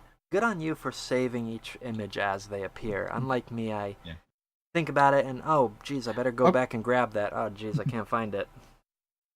Okay, so as a comparison to the other ships that may have been sold. So the Vulcan pre-sale brought in a little over $50,000 as the pre-sale. And these are not exact numbers. These are ballpark numbers. Yeah, these are guesstimates as far as. Yeah, I don't have the exact figures for from Turbulent and whatnot, but this is research. The numbers are mixed in with any other ship that might have been bought at that time. Yes, but the actual good thing is that the Vulcan was itself only out on sale as a special, and so taking into monthly averages and daily averages, there's enough to cut out the background noise from other things being sold. So hang on. So sorry guys, but just to backtrack a little. Yep. Does the data seriously show that 75%, as in 3/4 of purchases over the last however long it is, are actually whales, or people who have, let's not call them whales, people who have bought in and who believe the dream and so on and so forth, rather than new incomers? Well, you'll be reminded. %. You'll be reminded that this particular JPEG was on sale to a specific group, sometimes called concierge, before everyone else. So it was a very clear separation. The avocados. No, the avocados, the concierge, the big whales. So to put it into perspective, let's say that there are 5,000 whales that are propping up the company. Like, let's just say nobody else is buying in. Nobody else is buying in except for these 5,000 people. Yep. To make $35 million a year, those 5,000 have to spend $7,000 within that year. Is that crazy? Yes. Is that possible? It is possible that somebody could spend $7,000 a year on spaceships. 5,000 of them. It is. Yeah. And all you need is 5,000 of them. So, on the case of where this money comes from. So the pre-sales for the Vulcan are coming in closer towards six, almost close to seven, or not six, 700,000. I would probably say it's probably closer to 700 than it is 600. So that's the top end for what was done on pre-sale. Now, for the open general sale, we're looking closer towards 400,000 for the regular sale, and that regular sale has gone on for I think 35 days. So with that, so I would probably say the first 5 days of the pre-sale. So in that case, about 70%, if we're talking over a 12-day stretch, 70% of 70% of the Vulcan's value was done with that pre-sale, and the other 30% was done with the general sale. To put it into perspective, I know you got questions. So let's say comparing it to the Vanguard, a $250 ship over the same course of time with the pre-sales as well. The Vanguard made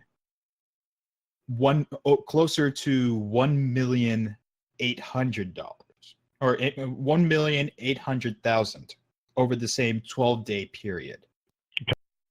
And then we have say the Reliant Core, another starter ship, as compared to the Vulcan.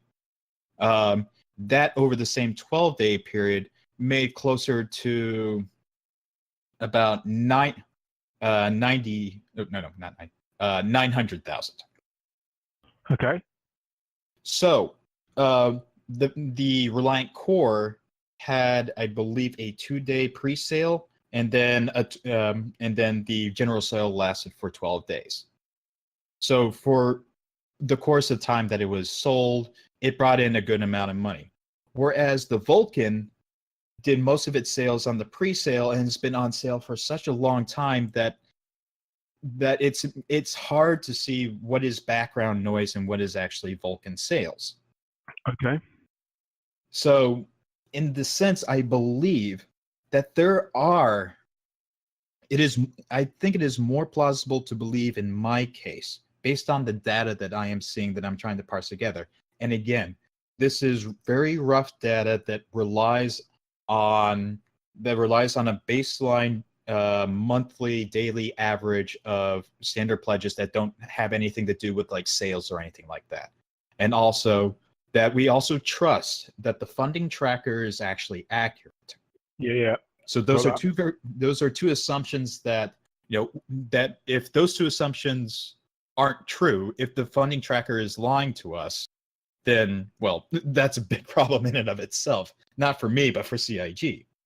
Yeah. So with those assumptions, it becomes more credible to me to say that there is quite possibly a smaller group of whales that are just buying stuff up.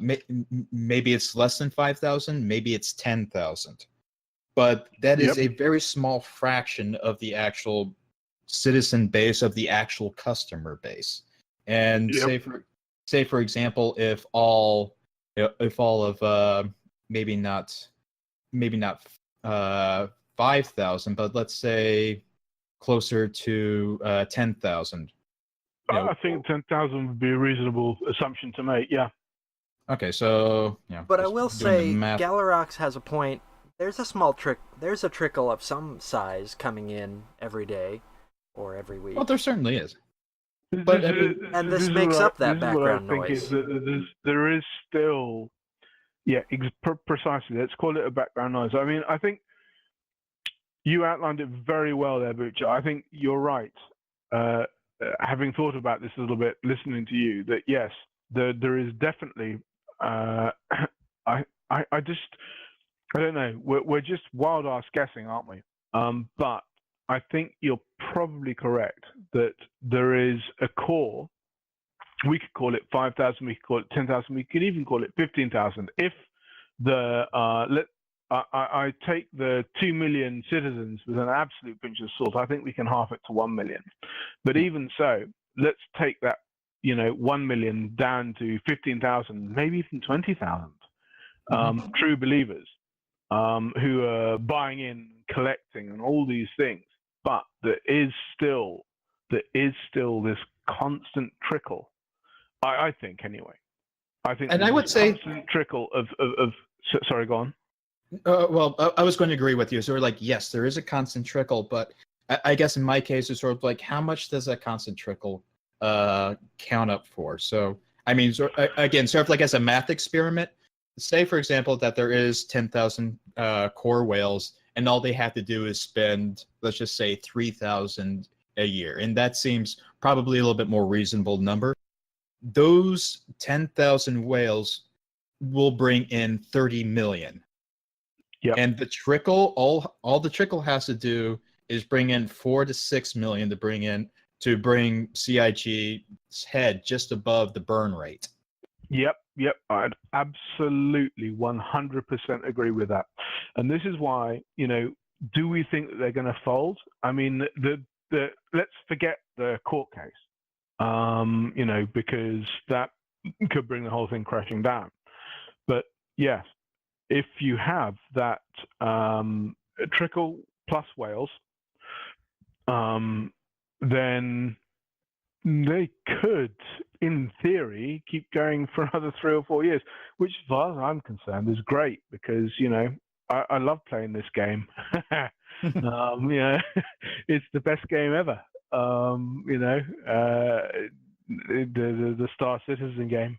And the thread is great for that. It's constant. We are constantly reminded this is a game, and it's a good game. The ARG is the best game. Yes, indeed, it fucking is. Indeed, it is. The one thing I like about the ARG, good game. the augmented reality game, is I can play it at work. Whereas if I try to boot up an EXE at work, I'm gonna get flagged or caught out. But I could go into that thread and I could play all day. Unless the IT administrator really likes you. Oh, well. Me, I don't have that problem. I'm a plumber, so doesn't occur. Well, let's see. But yes, the ARG curious, is the best game. I'm confused about how they are able to justify this burn rate. Are they ever going to adjust it? Are they adjusting it and keeping us in the dark?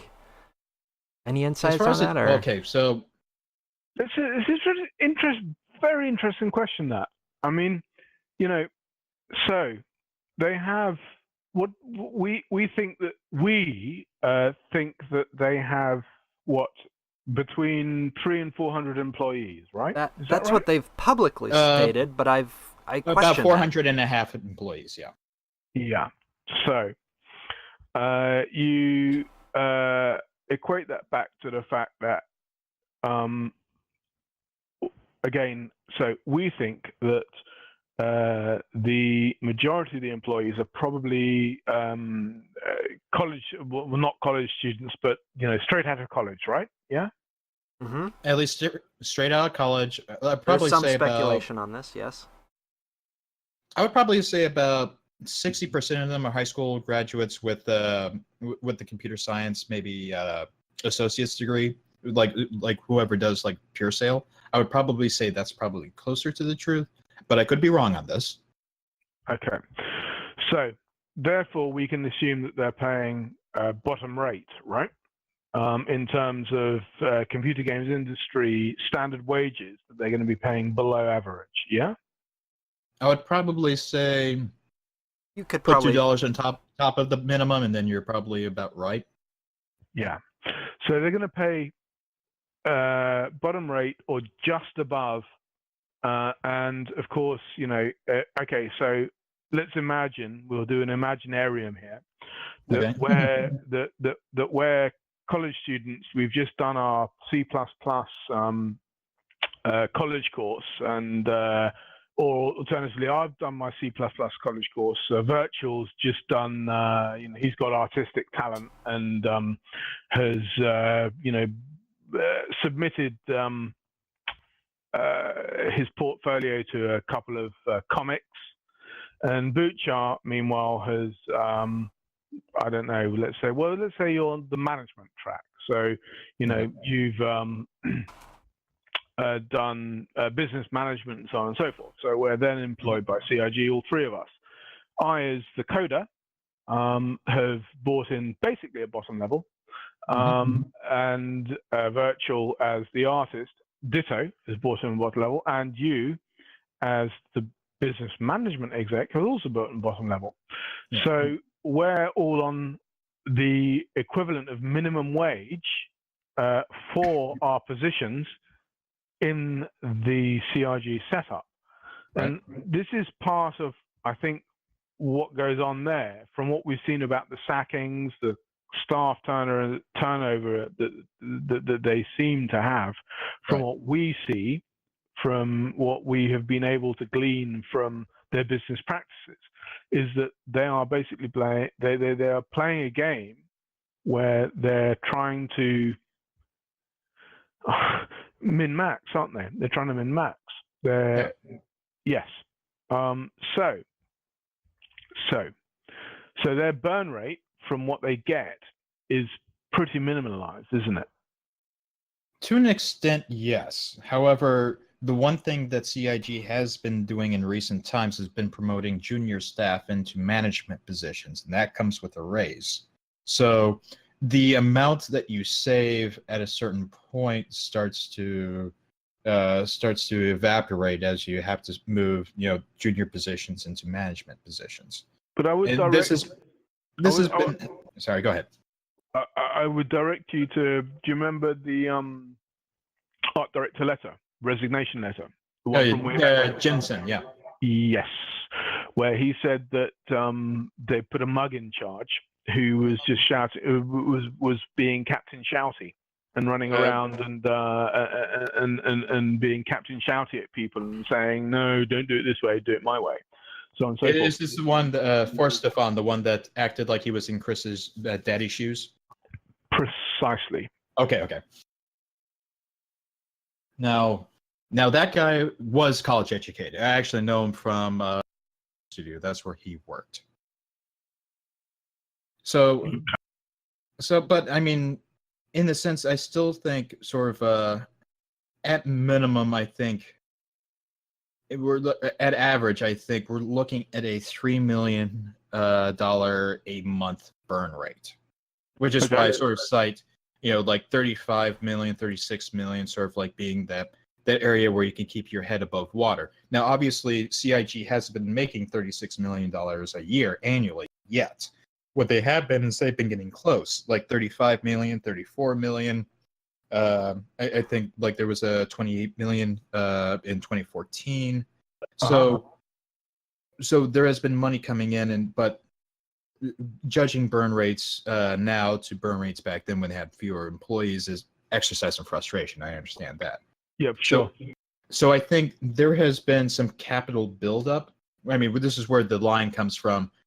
We have enough in cash reserve that should funding completely shut off, that we'll be able to finish the game.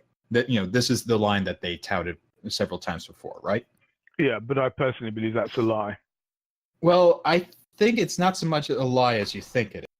I do think that they actually built up a substantial cash reserve in the sense that it will be able to cover the loss over the next couple of years from the early days, from 2013 to about maybe January 2014. They weren't spending nearly as much money as they are now, and they were still bringing in a fair amount of money, even at with the burn rate at the Austin office, which was pretty much the heavy lifter at that point, whereas the Santa Monica office, the first one, that was a much smaller office, but nothing was really coming out of that. They had a couple of artists, maybe a programmer or two, but you had the executive staff. But in the sense that there was more work going on, there were more employees at the Austin office actually making stuff. So they weren't, the burn rate back then wasn't as big. So they were, so what was it that they brought in at the end of 2013? Or at the end of 2013? Let me take a quick look. Okay, there's the new year. They brought in 35.5 million at the end of that year. So what I honestly think is I would probably say that's the most that they ever stored up. I think they have probably about 20 million from that moment on. In reserves. In reserves. I would like, this is like the most, this is like the best that I can imagine them having. 20 million. Yep. At the end of 2013 going into 2014. So I would think that probably 20 million. And let's say that the burn rate increased and they weren't able to keep up with the demand. So like at the end of 2014, they come across 68 million. That's only like that was only maybe a 30 million or maybe like a 25 million increase from the previous year. So, but the Santa Monica office opened up and they also introduced the UK office. So there's a lot more burn rate. So I think out of that 20 million, about 15 million got cut off. Or no, not about 15 million is left. So they sunk $5 million more into the current project. And then year after year, sort of what you have is sort of like chipping off the cash reserve. So 2015, at the end of 2015, maybe you're at 12 million in reserve. At the end of 2016, maybe you're at 8 million reserve. But then sort of like you get into that 35, 36, 34, 35, so you're only chipping up a little bit more. But they are operating at a loss. Yes, that I would completely agree with. Which begs the question: when do you think that? I mean, do you remember what I was saying earlier about a tipping point in terms of Do you think that the tipping point would hit at the same time at which their funding goes tits up as well, which would be, the to quote Mr. Fucking Smart, the ELE? Well, I guess it's a case of they're walking on a tightrope pretty much. I mean, imagine if, going back to the previous sort of like talk about, how much do 10,000 whales spend? Imagine if you lost 1,000 whales over the course of this year, and they're all spending $3,000, right? Oh yeah. Which relates back to Beat and your last broadcast virtual, where Beat was talking about the refunds Reddit. And you look on the refunds Reddit, the sources and refunds Reddit, and I go there, occasionally and just have a look and see, and every now and again, you got what is clearly a whale who's talking about refunding 10K, and so on and so forth, and that, yes, that is the harm, isn't it? Yes. So in the previous equation, we were talking about 10,000 whales spending 3,000 each to bring it up to 30 million, and all you needed was an extra 4, 5, or 6 million to just cover the rest of the cost. Now you cut out 1,000 whales, you cut out $3 million right there, and the rest of the incoming dwindling new customers can't cover that. So you start to lose a little bit more money each year, because I do think there's actual market fatigue in this. Oh, I think without a doubt. I mean, between the the million citizens and the 100 million raised to the 2 million citizens now to 180 million raised. So there has been some market saturation fatigue going on. So if you lose 1,000 whales, suddenly you're not able to cover the cost as best as you could. So in the sense of, like, say we're looking at 8 million in reserve right now, you're going to have to dip a little bit more into that to keep going, unless you can rectify that with new sales and making new whales. But say that you can't, and you start losing 1,000 whales a year, that becomes untenable. Indeed, it does. Well, I think 2018 definitely does spell something different than last year in some ways. They seem to have a little bit more urgency. Not much, but a little bit more urgency in actually getting some playable aspects out. But memory could be failing me here. I don't remember exactly April 2017 what they were touting. April 7th, 2017? Right. Let me look that up for you. 2.6? April 17th, 2017, they were at 146.7 million. Bloody hell. It's just terrifying how much money they've generated. Mm-hmm. And what was so hang on, what was the release? Oh, roundabout then? I remember 261, 262? Because I think we went 2.6 to 3, didn't we? Most of 2017 was focused on that not procedural, but seamless landing. Procedurally generated birds, my friend. I think it was close to 2.6.2, I believe. And that had the Drake sale and the spring fly free. I absolutely loved the fucking Tetris. Oh, man. That made me giggle. And then giggle some more. Oh, and right after that, actually, April 21st, the Banu Defender and the Merchantman. Oh, God, I'm going to love talking Merchantman. That was one of the things that I bought into, you see. So I bought a Banu Merchantman through... when I was on the Brown Sea, I posted entirely in the Cutlass thread, the Cutlass Concern thread. And then I also posted in the Banu Merchantman one because I really, really wanted a Banu Merchantman. Shit, it looked like a fantastic, ship. Did you get it off the gray market, or did you buy a concept? No, someone on that thread said, I want to sell my Merchantman. And so I PM'd him. You can't do that on their because by this point they weren't allowing people to do any kind of sales or anything like that on the official forums. So I PM'd him. You're not allowed to sell things on the official forums, but I'm interested. And he then contacted me, and we had a fairly long email conversation. And I bought the thing off him. When I refunded, of course, I didn't get that value for that back. But of course, this is pre-Brexit. And so I think it was $200 he sold it to me for, which was back then like maybe 125 quid. I'm wondering, now, of course, it would be about 200 quid. I'm wondering if I should split this out to wonderful fuck you to all of us Brits. But don't get me started on that, because I'll start talking politics, which is very boring. I have currently a cat on my lap. Yeah, she's being very cat. I'll put the microphone right in her nose, see if you can hear this.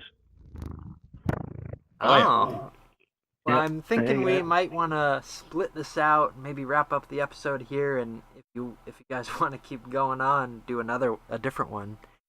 But go ahead and give me your goodbyes for this episode. Okie dokes.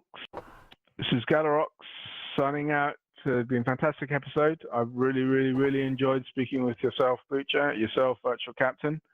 And yeah, I'm more than happy to join any other. Oh, yes, that was one thing which I wanted to ask was, Bootcha, when are you posting your next vid? And Virtual Captain, do you want me to do you a special banner for the ARGcast? Yes, I do. Okay, and to answer your question, Galarox, hopefully soon. I think maybe a week. It depends on, because the current chapter's talking timeline is 24 minutes, and even for the most Advent fans, that is a slog to get through. So I'm working on cutting it down to about 17 minutes, which I think is an appropriate length. But that's going to take a little time. It's going to take a couple of re-recordings, and of course, I've still got to actually produce the video side of that. So I really wouldn't worry about it too much. If you can't cut it down below 20 minutes, I really wouldn't. Well, personally, I'll watch the whole thing because I watch all of your stuff. So I wouldn't worry about that too much, really. I mean, it's also a case of I can make some stuff for a later episode, either on Sunk Cost Galaxy or the upcoming Salt Cook Travis. Let me take us out here. If we want to do a third episode, we definitely can. This is your virtual captain, reminding you to sit back with your tray in the upright and locked position. Just a reminder here, enjoy the bonfire. And this is Bootcha signing off, reminding you that you're going to be disappointed by everything I do.